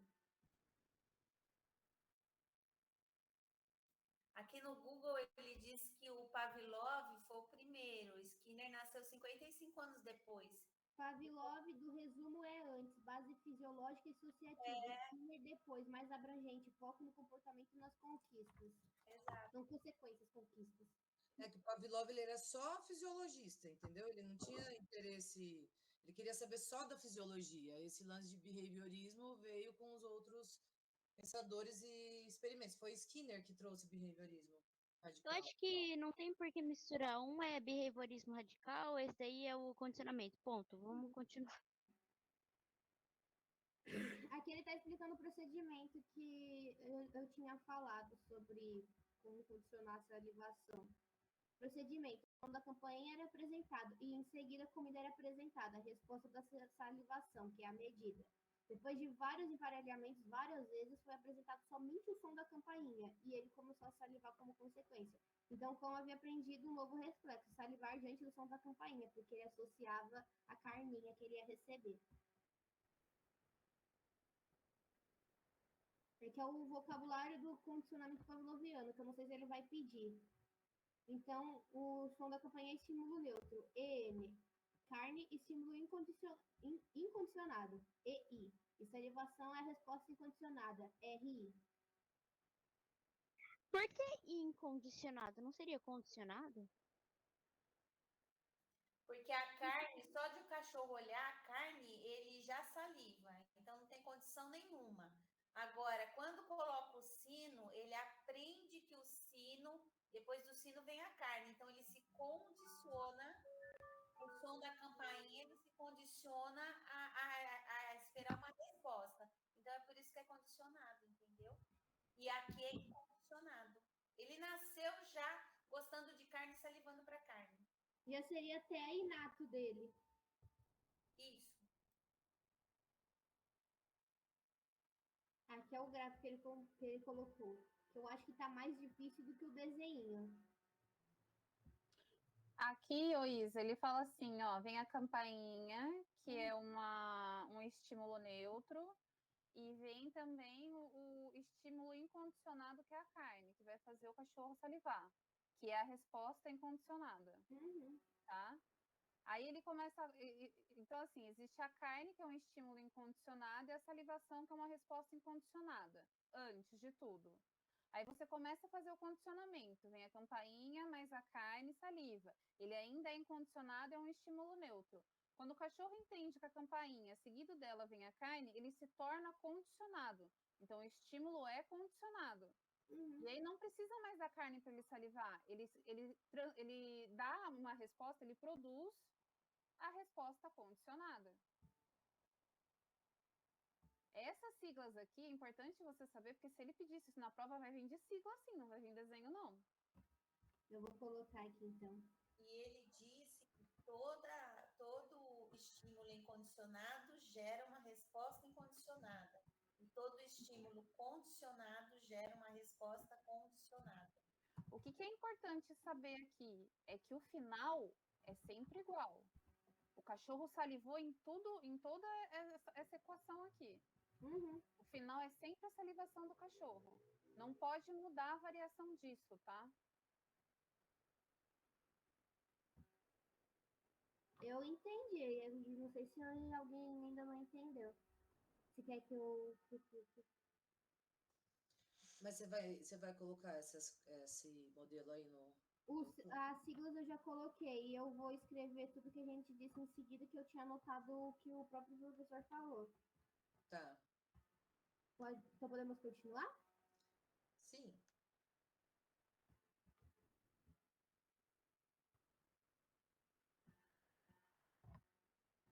Vocabulário do condicionamento pavloviano. Após vários emparelhamentos de estímulos neutro, EN, com o estímulo incondicionado, EI, salivação diante do estímulo neutro, aprendizagem de uma resposta condicionada, que é a resposta condicionada RC. Estímulo neutro, EN, passa a ser um estímulo condicionado, EC. Deu para entender?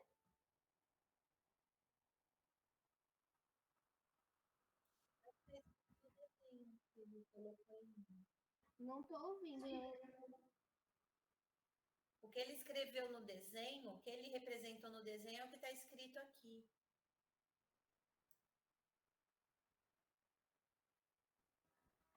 Quando usamos o termo neutro, condicionado ou incondicionado, depende da relação entre estímulo e resposta. Por exemplo, alguns estímulos neutros para algumas respostas são incondicionados para outras.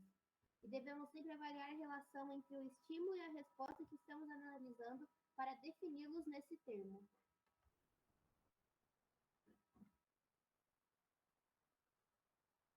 Pode continuar? O que ele quis dizer aqui, que eu entendi, é que a carne para o cachorro é um estímulo neutro, que Porque o cachorro vê a carne e já saliva. Pra gente, carne a gente não vai salivar. Então, pra gente, esse estímulo vai continuar neutro. É isso que eu entendi.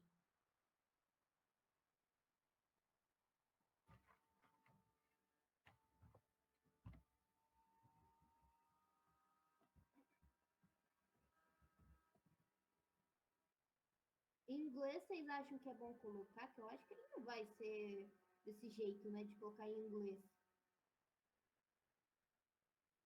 Não, mas no próximo ele vai usar o estímulo em inglês. Ah, não, é. Ele vai usar o S no inglês. Uhum. Alguém quer ler esse?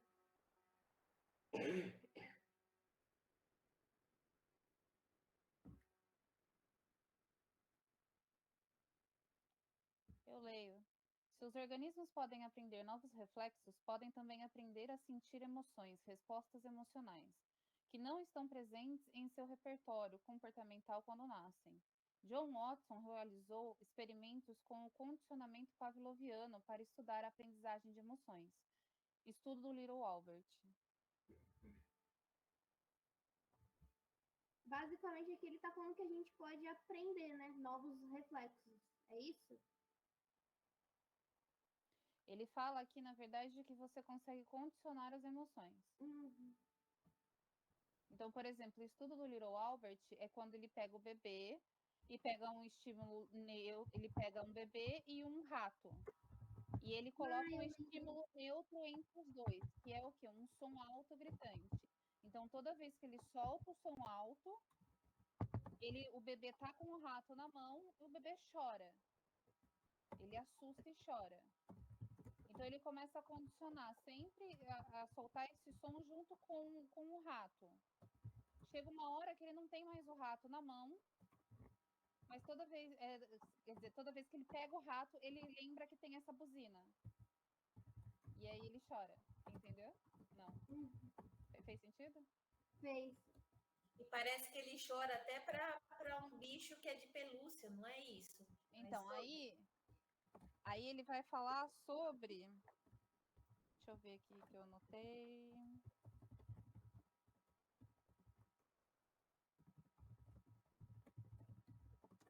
Então, ele foi condicionado a aprender e sentir novas emoções, que neste exemplo do Little Albert foi o medo. Ele condiciona o medo, ele não aprende o medo. Uhum.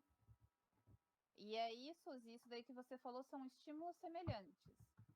Porque o que acontece? Toda vez que a gente tem um estímulo semelhante, a gente lembra e acaba tendo a mesma reação. Então, por exemplo, no caso do Little Albert, qualquer animal felpudo ou barba fazia ele lembrar da buzina. Aí é a generalização, não é? O nome disso? Chama gradiente de generalização.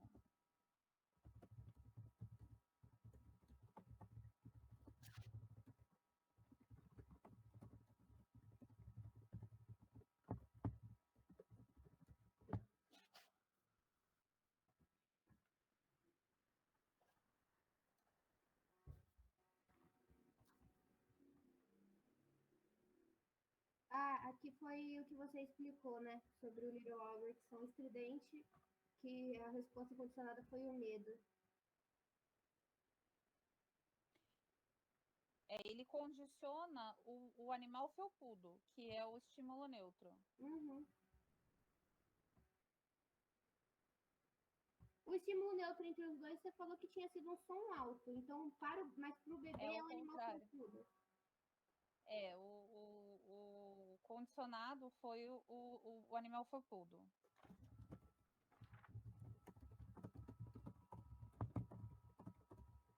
O estímulo neutro é o animal felpudo, peludo, sei lá, o rato, qualquer coisa.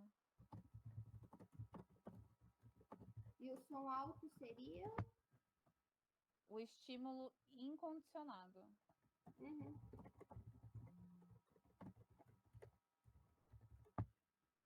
Pronto. Corrigi.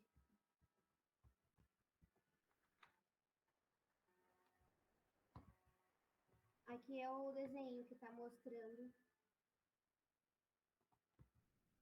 Antes do condicionamento, ele via o animal felpudo e não tinha medo. Mas depois começou a ter a resposta incondicionada, que é o medo.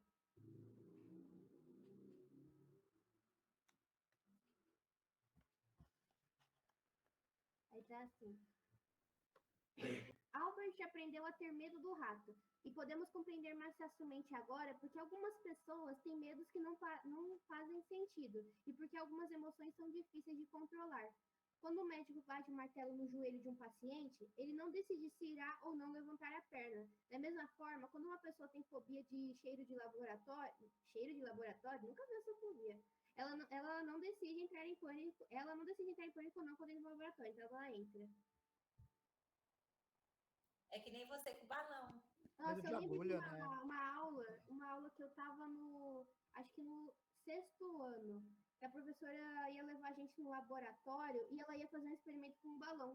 E eu saí de lá chorando desesperada, tendo um ataque de pânico, por conta do balão.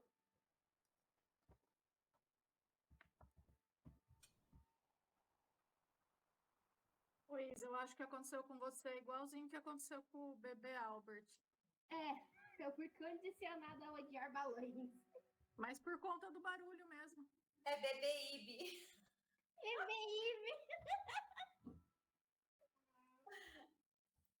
Pior que até hoje eu não sei. E eu tenho muita sensibilidade auditiva, então eu acho que faz sentido eu ter esse negócio por conta do som mesmo. Mas a gente pode aplicar em você a dessensibilização, não sei o que lá, que tá aqui mais pra frente. Depois a gente vê. Nossa, já tá falando como uma doutora, Marina. E querendo me usar como experimento. Não, ela dando o diagnóstico e ainda já tá trazendo o tratamento, entendeu? Porra. Aprendizagem de emoções. Nossa. Gente, alguém pode ler? Cheguei com falta de ar. Peraí, já vem. Ô, Márcia, você nasceu para ser psicóloga tranquila, daquelas que não dão chinelada na cara, que acolhe, sabe? Nossa, que graça. Eu super faria terapia com você. Ia te deixar louca, mas faria. Não ouve ela, Má. Dá a chinelada na cara assim. Tá liberado. Você é o que dá chinelada na cara. É legal também. Aí depende, você quer um acolhimento ou você quer umas verdades, entendeu? Eu já troquei essa ideia com o meu psicólogo. Ele acolhe e eu dou na cara. O Felipe dá na cara também. Mas, Má, você conforta, sabe? Até sua voz conforta, assim. E a Carol perdeu, hein? Em mim, Marina. A Carol perdeu.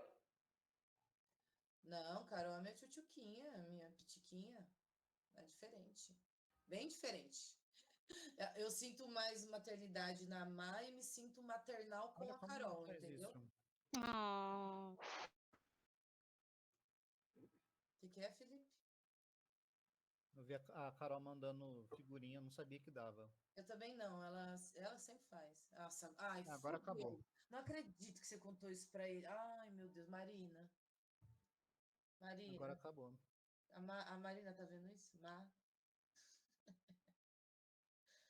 O que você quer? Que eu mando um sossega, Felipe? Ainda não vai precisar, mas você dá pra prever, né, o que é que vai acontecer, né? É que ele tá comendo. Mas a Marina vai dar chinelada? Ela não pode, não é o estilo. Não, ela dá uma bronquinha que toca nele, entendeu? Ela consegue, bem sutil. Toca nada, não sei onde toca. Realmente, aquela vez lá não funcionou, mas ele parou agora. Vai, gente, desculpa, meu momento emoções, porque a gente tá falando de aprendizagem de emoções, entendeu? Pode continuar? Pode, Gente, acabou a eu vou puxação dar de uma saco já. saidinha, daqui a pouco eu volto, tá? Eu vou precisar atender uma ligação aqui. Tchau, gente. Tchau, Ná. Todos nós Você não vai comer o que eu tô comendo. Todos nós passamos por diferentes emparelhamentos de estímulos ao longo da vida. Aprendemos muitas emoções dessa forma. Cada um tem uma experiência única e, portanto, tem comportamentos diferentes. Deu para entender? Aprendizagem de emoção, que a gente vai aprendendo. Ele falou, né, que aprendendo conforme os repertórios. Não sei se eu posso continuar. Muito bem, pode ir sim. Pode, Isa. Alguém quer ler esse? Eu acho que o Felipe deveria ler. Camila adora ler. Não, Camila não Tô consegue ler. comendo, não pode falar de boca cheia. Não, Fê, já não consigo mais funcionar. Vai, Má. A Isa tá tossindo, vou ler. Com falta de ar, perdão. Peraí, deixa eu me mutar aqui pra não atrapalhar. Mas você tem que tirar o slide quando muta? Tem que estar compartilhando a tela, não. Tem que sair. Ah, entendi. Nossa, lógico. Generalização no condicionamento pavloviano. Após um processo de condicionamento pavloviano, um estímulo específico passa a eliciar uma resposta específica. No entanto, não é só aquele determinado estímulo que aliciará aquela resposta. Estímulos semelhantes àquele podem também passar a eliciar a mesma resposta. Generalização. Propriedades semelhantes entre os estímulos. Entendi nada. É aquilo que a Nayara tinha falado. Frequência de comportamentos, mas apresenta uma série de outros efeitos em conjunto. Ó, pelo que eu entendi, usando o exemplo da bexiga, no meu caso, talvez não precisa ser só a bexiga que me faça ficar assim, mas se eu ver, por exemplo, algo cheio e atrele aquilo ao ar, é um estímulo semelhante e causa a generalização do meu medo, creio eu. Isso mesmo. É isso mesmo, É igual o que a bebezinho. Nayara tinha falado do bebê lá, o Albert. E um exemplo mais prático. Barba de tudo, fazer lembrar. Um exemplo mais prático. Todo mundo pensa que a talassofobia é só do medo do oceano, sabe? Então, tipo assim, claro que quando eu vou na praia, eu fico com muito medo. Eu não entro na água sozinha. Na verdade, nem se tiver alguém, eu gostaria de entrar na água. Mas eu também tenho medo de entrar em piscina sozinha, em rio, em lago, em mar, em tudo que tenha água profunda sozinha, que eu esteja lá, eu não vou conseguir entrar.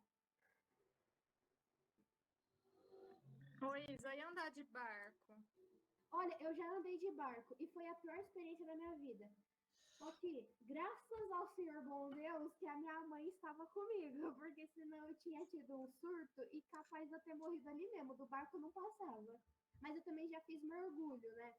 Tipo, eu tenho muito medo, só que às vezes meus pais vão me estimulando a tentar superar, mas não dá certo não, gente. Desculpa, não dá certo. Posso falar? Oi? Eu posso dar um... sobre o experimento com o bebê Albert, né? Eu vou dar um exemplo dentro do experimento. Aqui ele está falando assim, né?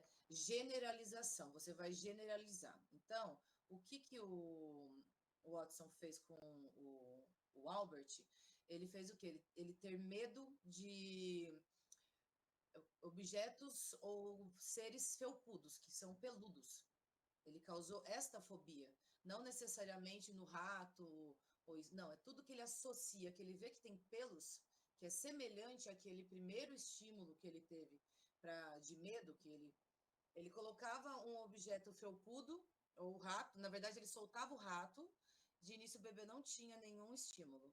E aí, conforme ele soltava o rato, aí ele começou a associar a um trovão, uma batida, eu não lembro qual era a tortura que ele fazia com o bebê. E aí, então, soltava o rato, vinha o barulho. Soltava o rato, vinha o barulho. E aí ele começou a entender que quando o rato chegava, igual o cachorro com o sino. Então, ele tinha o pavor do rato, porque o rato era visual, então ele associava o rato àquele medo que ele sentia toda vez que o rato entrava, não que o rato causasse medo nele. Porque de início ele brincava com o rato, é um bichinho bonitinho e tal. E aí o que aconteceu? Com o passar do tempo, além do rato, ele começou a colocar ursos de pelúcia, que são felpudos, estilo rato, da mesma cor do rato. E aí ele fazia os mesmos barulhos. Então ele foi acrescentando coisas semelhantes àquilo, não necessariamente só o rato, ele não vai só deixar a fobia no rato. Ele generalizou essa fobia para objetos mais felpudos, com pelos e tudo mais. Então, Albert, ele tem fobia de objetos e animais felpudos. Então, esse que é generalizar, entendeu? Não sei se Entendi. você deu para entender. Ô, Caio, eu não entendi. O que você não entende? Tem alguma coisa que você não entendeu? Quer que eu explique de outra maneira? Eu não entendi se essa generalização ocorreu pelo cientista ou foi uma coisa natural que aconteceu com o bebê. É isso que eu Ele ia passou perguntar a também. associar depois ao ver coisas que pareciam que lembravam um rato. Isso pode acontecer de forma natural ou sempre tem que ter um condicionamento, a generalização local? Tem que ter o condicionamento. Porque Então, ele faz nunca isso, foi não é uma vez que ele. condicionada a sentir medo de tudo, então. Ó, Porque deixa eu não explicar. foi o que eu li. Deixa eu explicar o que eu quis dizer aqui. Vamos ver. É que como ele está fazendo um experimento, pensa nisso, ele está fazendo um experimento. É praticamente uma. Não, no caso dele, tipo, dá pra entender que ele foi condicionado. Não foi natural, porque era um cientista. Mas, tipo assim, pensando no caso da Isa, ela foi condicionada? Não foi algo natural? Entendi. Gente, essa resposta eu não sei dar para vocês. Eu só sei sobre o experimento mesmo, que foi exatamente assim como eu estou dizendo para vocês. Não tinha parado para pensar nisso. Sim. Eu acho que é tudo condicionado. Por quê? Porque estímulos naturais seriam somente a sobrevivência. Então, eu atrelaria ao medo do desconhecido. Só que o pavor que a gente gera, essas fobias por algo, sempre, de alguma forma, a gente tem que ter um contato com elas para sentir uma certa fobia, sabe? A ansiedade, que é a sobrevivência, ela só vem até certo ponto. A partir do outro, a gente condiciona. Por exemplo, a fobia de oceano, a gente pode pensar que pode ter nascido natural, mas eu sei que não, porque antes eu via muito filme bizarro, de assustador, de monstros marinhos que criança não tem que assistir. Mas pode ser natural, porque devemos ter o medo do desconhecido que está na água. Mas a da bexiga, ela foi condicionada. Por exemplo, se eu não tivesse o barulho da bexiga, se aquilo não tivesse talvez me assustado na infância, hoje em dia eu não teria medo de bexiga, por exemplo. É isso que vocês. É que desculpa, eu tive que me retirar um momento quando você estava dando o último exemplo da sua fobia e eu não vi. Se ele vem inato, pode ser condicionado. Eu não sei, a gente tem pessoas. O que a gente tem que lembrar das matérias do ano passado? Lembra sobre o medo de barata? Porque mulheres têm medo de barata? É uma coisa geracional, porque quando nós mulheres víamos a barata e a nossa mãe automaticamente gritava, subia em cima da cadeira e tudo mais, fazer aquele pavor, nós começamos a ver isso e associar a barata ao pânico. Entendeu? Pode ser que a gente não se lembre de onde veio, mas ele veio de algum lugar. Então foi condicionado, não nasce à toa. Mas você estava perguntando isso em relação aos estímulos generalizados, são os acumulados de semelhança com aquele primeiro contato de associação de objeto e pavor? É isso que você está falando? Tipo, o rato foi o inicial, certo? Aí você quer saber se ao decorrer da vida isso muda, a gente consegue acrescentar naturalmente sem ter alguém condicionando a gente a fazer isso? É isso? O que eu entendi é isso, que ele generaliza esse medo. E aí o grau do medo vai diminuir, mas vai existir um medo. Por exemplo, galinha, tem um exemplo de galinha, né? A criança, a pessoa teve medo de galinha, mas depois passou a generalizar e ter medo de aves, tudo que tivesse pena.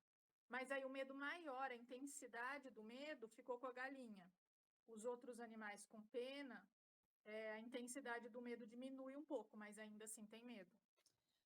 Tem um ótimo momento para dizer, entendi o que você falou. Eu acho que o que me explica, pelo menos, tá? Eu acho que sim, acontece. Lembra do filme que eu falei da cena? Que ele bate no casaco e ela reage? É isso. Não é o que necessariamente causou o trauma dela, mas aquilo lembra ao trauma dela, então ela tem aquela reação, entendeu? É menor essa reação do que se fosse realmente o objeto e a pessoa que causou esse trauma nela, né? Mas ainda assim ela associa aquilo porque a faz lembrar aquele bater no casaco, entendeu? É isso. Deu para entender? Yes, next point. O quê? Você falou, Kiara? Próximo ponto. Claro. Além dela ter entendido, ela já tá falando inglês já com a gente.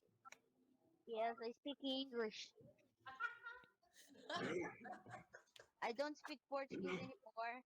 My head is explodindo. Tadinha. Tá bom, vamos passar aí. Ice cream, popcorn. Ice cream, popcorn. Pode continuar? Pode. Generalização no condicionamento pavloviano. A magnitude da resposta iniciada, provocada, depende do grau de semelhança entre os estímulos em questão. Quanto mais parecido com o estímulo condicionado original, maior a magnitude da resposta provocada, né? A variação na magnitude de resposta em função das semelhanças físicas entre os estímulos é chamada de gradiente de generalização. E faz sentido, porque antes eu não tinha medo de piscina, eu amava piscina. Até que chegou um momento que só por conta desse medo de oceano eu sentia medo da piscina.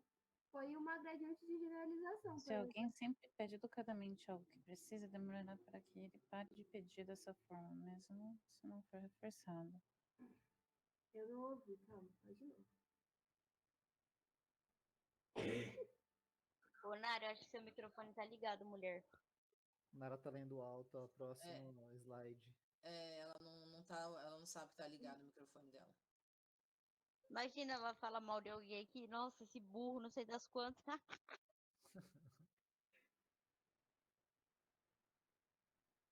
A sua cabeça é ótima. Aqui é uma magnitude de medo iniciado por cada estímulo, cães. Magnitude de resposta começou numa pelúcia, evoluiu para um outro cão, que para o outro cão e para todos os cães, pelo que eu estou entendendo. Ou seja, não é só a pelúcia agora que causa medo na generalização. É o que se forma todo o conceito de cão ou que se pareça com a pelúcia. Pelo que eu entendi foi isso. Fê, eu estou errada? Não, é exatamente isso. Tá ótimo. Aqui foi o que você falou, Camila, do bebê Alper. Ele sentiu medo dos animais felpudos e do Papai Noel. Por causa da barba do Papai Noel. A extinção ele pediu, né? Ele só não pediu ou não. Ele só não vai pedir a partir de punição. É que lá vai operante, só. pessoal. Caso Ainda tem um contrário, chãozinho, gente. veja tudo. O que você falou, Mar? Ainda tem um chãozinho pra gente. Vou começar a passar o café aí, galera. Hoje é corujão do... Você é louco, tá Agora ficando vai pra tarde, extinção gente. respondente, recuperação espontânea, não é? Uma resposta. A Nara. Gente, eu só não continuei anotando porque tudo já tá no caderninho, tá? Relaxa. O professor falou. A extinção do condicionamento pavloviano. Assim como aprendemos novas respostas reflexas, podemos deixar de apresentá-las. O estímulo neutro, que passa a ser estímulo condicionado, pode perder esse efeito adquirido. E quando um estímulo condicionado é apresentado várias vezes na ausência do estímulo incondicionado, ele pode perder a sua função iniciadora gradativamente até a total extinção. Aí... não, esse aqui é do operante. Então deixa aqui.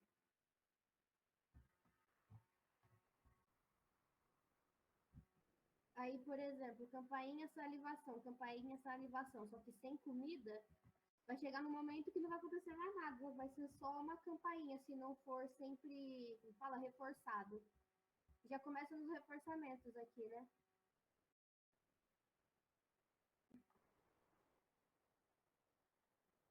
Pode continuar e pular os gráficos? Posso fazer uma pergunta? Isso aí tem a ver com aquele negócio de positivo e negativo? Ainda não. Então tá. Estamos chegando lá.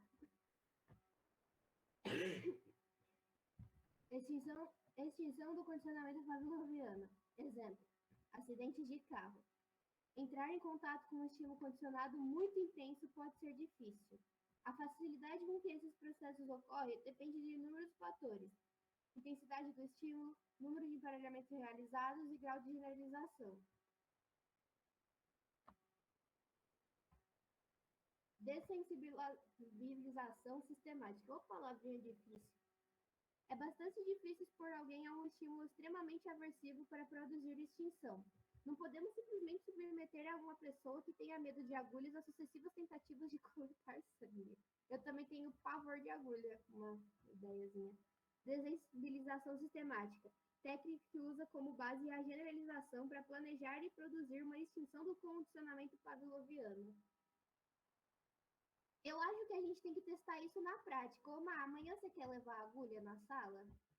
Não, aí é assim, ó, elaborar uma hierarquia de ansiedade de acordo com a magnitude do estímulo relacionado e assim fazer exposição sequencialmente. Então, você vai falar para a gente uma escala das coisas que está generalizado aí no seu medo. E aí a gente vai começar pela que você tem menor influência em você. Aí a gente vai começar a te torturar de levinho. Nossa, que coisa boa saber que eu vou ser tacada no mar logo, logo. Não, primeiro vai chegar perto, vai ver Ai, que se não ficar bonitinho. mal. Você consegue ir pra praia, por exemplo, sem entrar em Ainda não estou. Você tem que ir pra praia com a galera, entendeu? A gente vai tudo junto porque vai ser um estímulo positivo. A gente vai estar ali com você, você vai perder o medo E o assim. estímulo positivo vai ser eu estar morta lá no meio de um ataque cardíaco. Vai ser só a Ibe caiu que nem bosta na água. Bom, você explicou a hierarquia dos estímulos, então pode pular ou alguém ainda tem alguma dúvida? Pode seguir. Eu ouvi alguém falar, mas eu não ouvi. Eu só ouvi que tem um som. Não, eu falei, por mim, pode seguir. Alguém quer ler? Enquanto isso, eu vou pegar um pouco mais de água. Fatores que influenciam o condicionamento pavloviano. Peraí. Deixa eu só pegar a aguinha rapidinho. Frequência dos emparelhamentos. Quanto mais frequente o estímulo condicionado antes estímulo neutro é emparelhado com o estímulo incondicionado, mais forte será a resposta condicionada. Expliquem. Quanto mais repetições você fizer ali de tocar o sininho antes de dar comida, mais melhor vai ser a aprendizagem daquele condicionamento, entendeu? Boa. Relação temporal do emparelhamento. Respostas mais fortes surgem quando o estímulo condicionado, antes do estímulo neutro, antecede o estímulo incondicionado, e quando os dois ocorrem temporalmente mais próximos. Explica.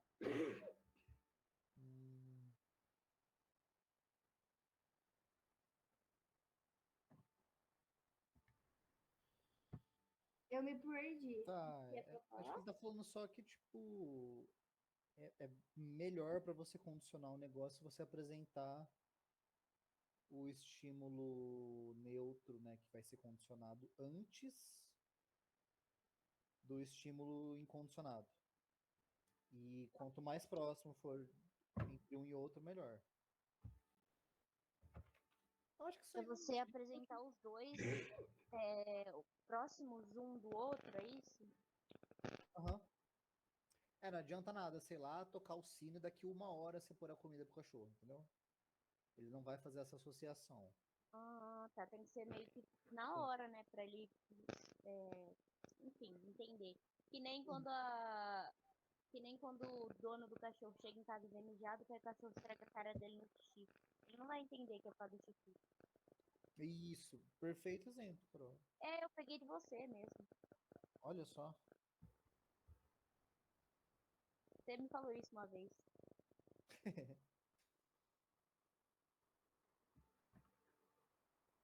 Intensidade do estímulo incondicionado. Um estímulo incondicionado forte normalmente leva a um condicionamento mais rápido. E aí a gente pode relacionar com o primeiro, creio eu, né? Se for bem feito assim, mais rápido vai acontecer. O incondicionado é o que é inato, né? Então, se você dá um sininho e der um pedaço de chuchu pro seu cachorro, e aí ele vai aprender muito mais rápido se você der uma coisa muito mais gostosa, né? A carne é muito mais gostosa que o chuchu. Então, é um estímulo incondicionado forte. Então, ele vai aprender mais rápido que o sininho é mais legal, entendeu? Sim, Você pegar sim. dois cachorros diferentes, um você faz com chuchu e outro você faz com a carne carne? suculenta gostosa, ou que com a carne vai ser mais rápido. Acho que isso até com a gente mesmo, viu? Aham. Pode continuar? Ou esse Pode aqui já dar. foi? Yes, baby. Esse já foi, né? Já foi, já. Já foi? Já foi. Aí seria o do gatito. Ai, eu amo esse do gatinho.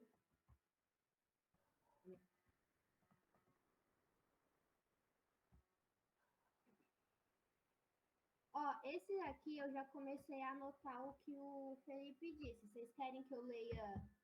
Ah, esqueci até de ligar a câmera. Vocês querem que eu leia o que ele próprio falou na sala, conforme a gente vai lendo os slides? Pode ser. Deixa eu só achar aqui. Esse. Ah, esse começa no operante, né?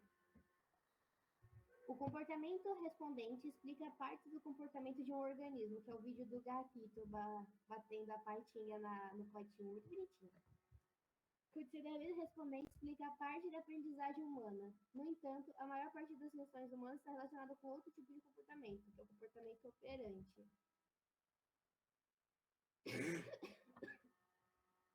O comportamento é sempre uma interação.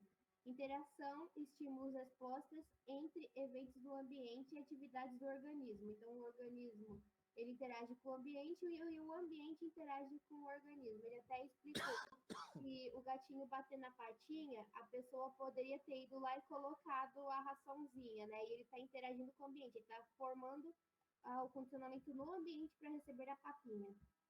Que pode ou não receber a resposta, né? É isso, né? Não sei se eu tô falando besteira. Uhum. Oh, meu Deus, calma, buguei.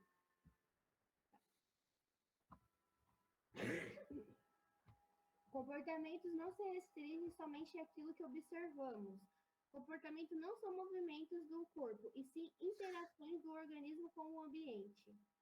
Comportamento é sempre uma interação entre eventos ambientais, que são estímulos públicos ou privados, e atividades de um organismo, que é respostas abertas ou encobertas.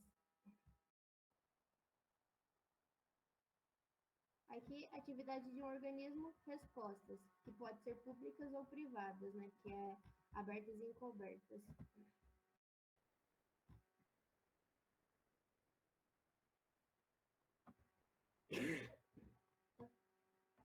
O ambiente é o conjunto de condições ou circunstâncias que afetam o comportar-se, não importando se essas condições estão dentro ou fora da pele.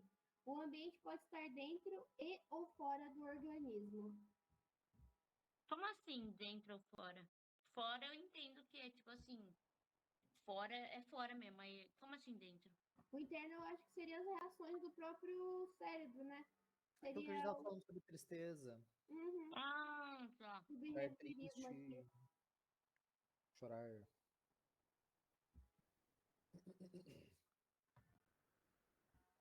Alguém quer ler? Carol. Eu tô comendo, mas eu leio. Não, deixa que eu leio então. Não, mas tá morrendo Não, aí, você tá com coitada. tosse, a Carol lê. Comportamento operante. Comportamento que opera sobre o ambiente, modificando e produzindo consequências. Ou seja, sei lá, você tá lá na sala de aula, aí tá muito calor, e você liga o ventilador. Então, você está operando sobre aquele ambiente, modificando e produzindo consequências. Qual a consequência? Ficar menos calor. Pronto. Ou passar pneumonia para as pessoas, no caso do ar-condicionado. Tô certo, amigos. Uhum. Yes. Sim. As consequências, por sua vez, afetam o comportamento. Mudam a probabilidade que ele ocorra novamente. Então, por exemplo, se a consequência for boa, que nem a gente parou de sentir calor, foi boa, a gente vai querer fazer sempre. Por exemplo, se a gente. É isso, gente, não vou dar outro exemplo, não. É isso. Uhum. Simples, fácil e direto. Perfeito. Aí temos diferenças entre reflexo e operante. O ambiente. E o que é o S é o quê, pessoal? Estímulo. Estímulo. E o resposta? Isso. Tá. Então, temos o estímulo, aí a elícia, né, o que provoca a resposta. Aí temos o organismo, né, que é a resposta que provoca o comportamento. Ó, Condicionamento, né? Condicionamento. Good point. ó, o que ele falou do gráfico que eu anotei. Vocês querem que eu leia o que ele falou? No geral? Se quiser, Fala aí, fala Rafa. isso. Deixa eu fazer uma pergunta. Esse elicia aí, ele significa, tipo, ambiente logo dá nisso? Tipo assim, ele excita, ele... É isso que significa eliciar? Produz. Eliciar é produzir uma resposta em algo. Eliciar, entendi. O ambiente produz, elicia, produz... Tá, obrigada.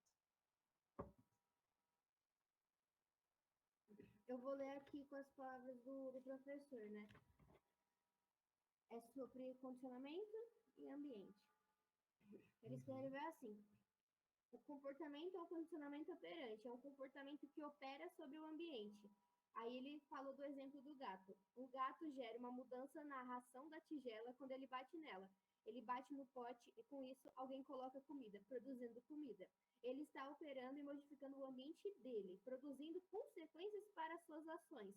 Por isso que o comportamento se chama operante, vem de operar e mudar o ambiente. Aí no gráfico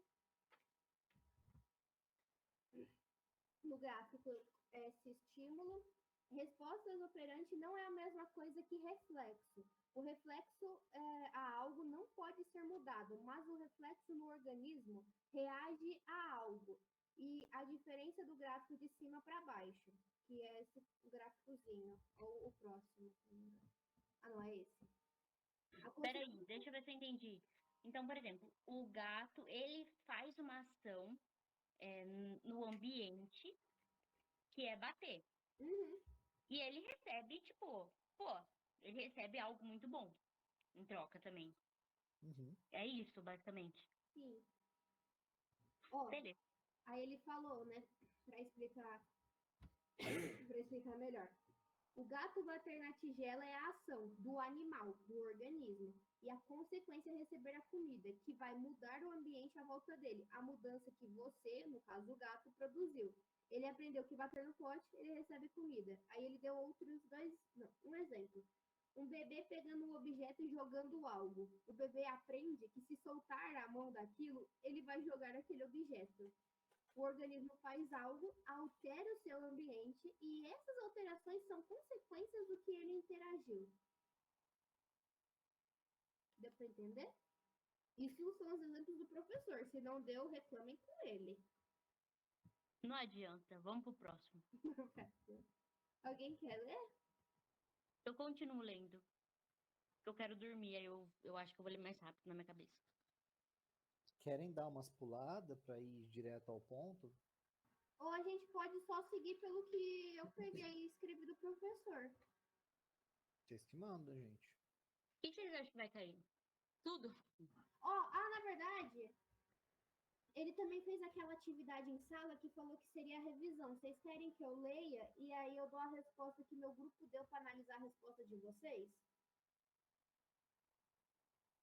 Eu acho melhor a gente terminar de ver os slides, tipo, os pontos principais. Porque pelo menos a gente vê uma visão geral. Aí depois, tipo, nós mesmos sozinhos, a gente revisa as perguntas e as respostas. Que aí a gente não perde tanto tempo. Beleza. Esses slides vocês querem ler ou a gente pula só pros principais mesmo? Vai na tabelinha que explica mais fácil, acho. A seguinte desse. Deixa eu ver.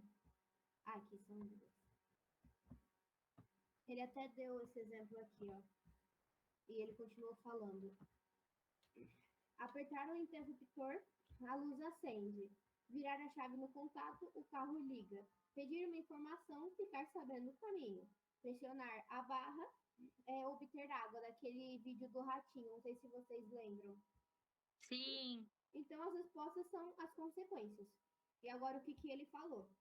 O reforço gera a repetição e fortalece a resposta. Não dá para saber que algo é reforçado até analisarmos as consequências ou reação daquele algo, com exceções dos reforçadores naturais, que ele não deu muito detalhe, não.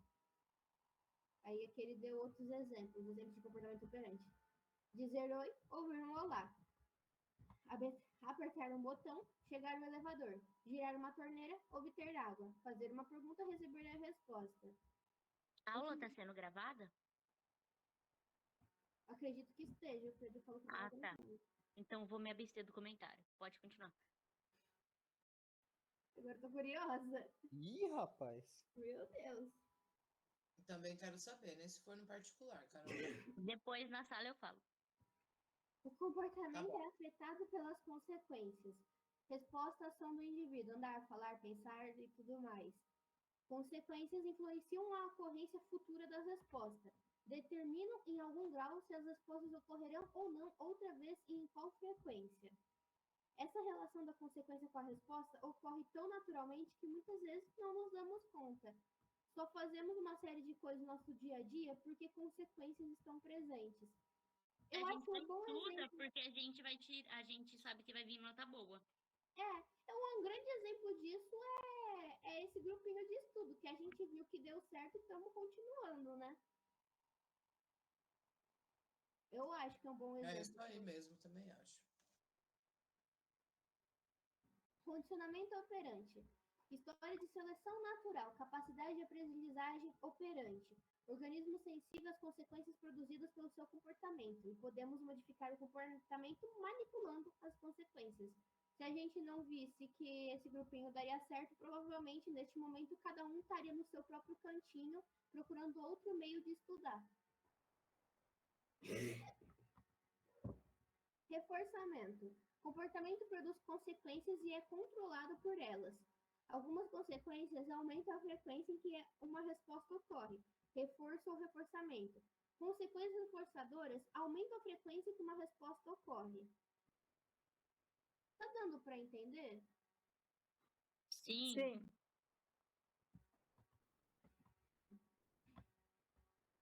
Como identificar se a consequência é reforçadora? Não é pelas características do estímulo reforçador, é através da relação entre a resposta e consequência. A consequência aumenta a frequência da resposta, e aí ele até falou, se sim, então é reforçador. A gente vai do quanto que aquela resposta vai continuar sendo frequente na nossa vida, para analisarmos. Essas partes aqui, gente, eu coloquei tudo mais detalhado na apostilinha. Vocês querem que pule para ser mais rápido?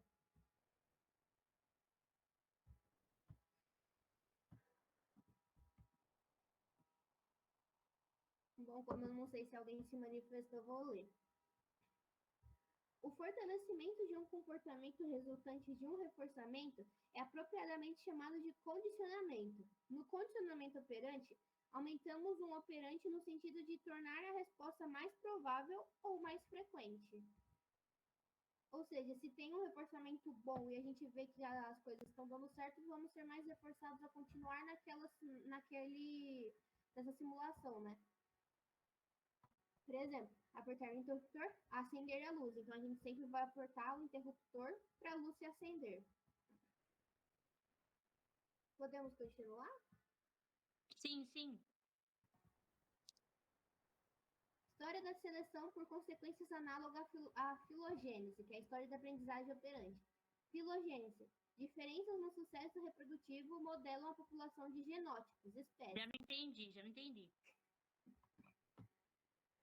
Ó, o filogênese, eles são as diferenças no sucesso reprodutivo. É quase como se fosse um darwinismo social, pelo que eu entendi. E eu até posso procurar o que o professor colocou. Vai demorar muito, mas não sei se eu tô certa em pensar que é tipo darwinismo social. Eles modelam a população e as espécies no que tem o sucesso reprodutivo, naquilo que vai ser Mas maior. quem modela? Hã? Quem modela? Eu acho que é mais a seleção natural, as consequências daquilo. Por exemplo, se você não vai ficar num grupo de estudos onde você vê que o pessoal só está conversando e sem estudar, aí você vai modelar aquilo para outra coisa. Pelo que eu entendi, Felipe, me ajuda, pelo amor de Deus. Eu tô certa? No contexto que a gente está, eu entendi filogênese como os reflexos inatos. Sim. Vai, discorre mais. Fala, E a diva. ontogênese vai ser o condicionamento operante. Mas aí o Felipe fala se é esse o contexto, se está certo isso. Eu acho que ele está ausente. Então, Gente, tô aqui. Ó, filogênese movimentos inatos, como a Marina falou, tá bom? Por exemplo, o movimento de pinça que você tem quando você é um neném. É inato Ele faz isso. assim com a Você mão. vai fazendo conforme você vai evoluindo. O ontogênese é aquilo que você aprende ao longo da sua vida. Se você faz esse movimento, aí você começa a desenhar, e você continua desenhando, você vai treinando isso, vai ficando bom. É o movimento de aprendizagem. Tá? Que ambos, um somado ao outro, formam-se as culturas que a gente tem, as nossas crenças, etc. Uhum. Então você pega o que você tem de natural e transforma isso em um possível talento, por exemplo. Vocês entenderam condicionamento operante? Desculpa, eu não estava aqui. Porque, assim, condicionamento operante é a frequência que você faz as coisas. Tá? É o comportamento que você faz até você chegar. Porque quanto mais você faz o seu comportamento operante, mais fixo ele fica e mais difícil de você tirar. Mas, ao mesmo tempo, melhor você fica nisso. É Por um exemplo, a treino, criança... né? É um treino. Por exemplo, a criança que faz birra. Ela faz birra por quê? Porque em algum momento, ela fazendo birra, ela conseguiu o que ela conquistou o que ela queria. Quanto mais birra ela faz, melhor ela fica em fazer birra. E mais difícil do pai tirar. Mas isso daí também entra no reforçamento, né? Sim, também, exatamente. Aí o reforçamento é o quê? O pai dando para ela aquilo que ela quer. Uhum. Qual que é a diferença do condicionamento pro reforçamento, pessoal? Não, o reforçamento está dentro do condicionamento operante. Você reforça. Você tem algum reforço para você estar fazendo.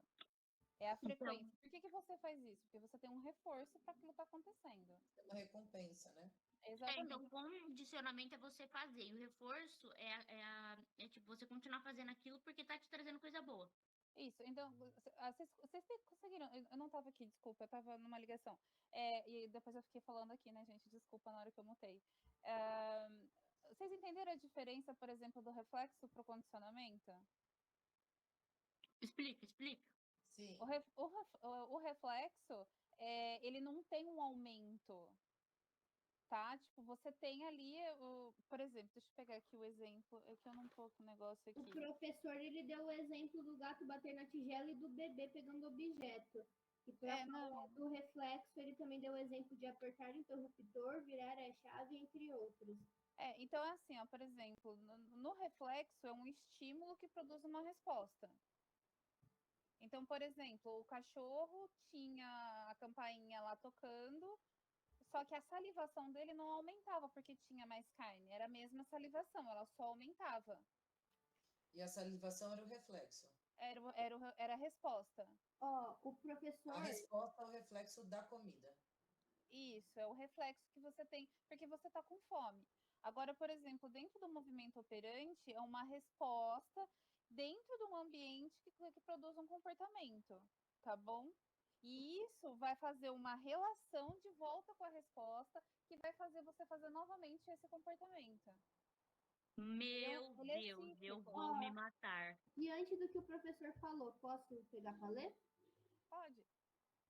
resposta operante não é a mesma coisa que reflexo. Aí ele que tá falando isso, eu só copiei o que ele disse, pelo amor de Deus, gente, se eu tiver errado. Mas não é mesmo, eu acabei de O explicar re- que não é. aí ele colocou o que você disse, o reflexo a algo não pode ser mudado. Não, o reflexo a algo não pode ser mudado, mas o reflexo no organismo reagente a algo pode. Aí ele falou que a diferença do gráfico de cima a baixo e as consequências influenciando a resposta adiante é um reforço. O reforço, ele gera a repetição e fortalece a resposta. Não dá para saber que algo é reforçado até a gente analisar a consequência da ação daquele algo. Então, o reforço, ele fortalece a resposta e ambos não são a mesma coisa. Então, tipo assim, a salivação ela é natural. É da É inata. Quando é inato. ele vê carne, ele saliva. É inato, isso é natural. Aí ele fica, toda vez que ele, tipo, perceberem, sei lá, que ele tá salivando, eles vão lá e dão comida. Isso aí vai ficar reforçando a saliva dele? Não. Explica, não entendi, então. Não, você está num exemplo de reflexo. O exemplo de comportamento operante é a birra da criança. É, por exemplo, cadê os exemplos, ô Isa? Aqui, cadê a tabelinha de exemplo que ele deu? Você falou. Sobe aí. Tem essa. Pode ser essa daí. Vamos lá, vamos ver. Essa daqui é daquele ratinho de água. Eu acho que é um exemplo até mais prático. Isso, por exemplo, esse do rato com água. O rato, ele tá com sede. Aí ele entra dentro da caixa que não tem estímulo nenhum, tá bom? E aí, cada vez que ele chega perto da barra, eles soltam água para ele. Então, ele começa a entender que ali perto tem a coisinha de água. Até ele começar, por exemplo, a tocar na barra e eles soltarem água, porque ele vai entender, ele vai aprendendo dessa forma, é um aprendizado. Até ele entender que se ele apertar ali, ele sai água. E isso é o quê? É um aprendizado. A diferença também está nisso. Ele vai aprendendo, ele vai reforçando isso. Ele vai tendo um reforçamento para fazer o aprendizado. O reflexo não, é uma coisa que você tem. Você está com fome, você saliva. Se você sentir um cheiro de pão, por exemplo, no forno. Entendi. Então, o cão, ele vai salivar porque é natural, não tem escolha. Isso, Agora, você dá um estímulo e você produz uma resposta inata. Já dentro o do medo operante, também é um exemplo. Qual? O medo também é um exemplo de reflexo, né? Sim.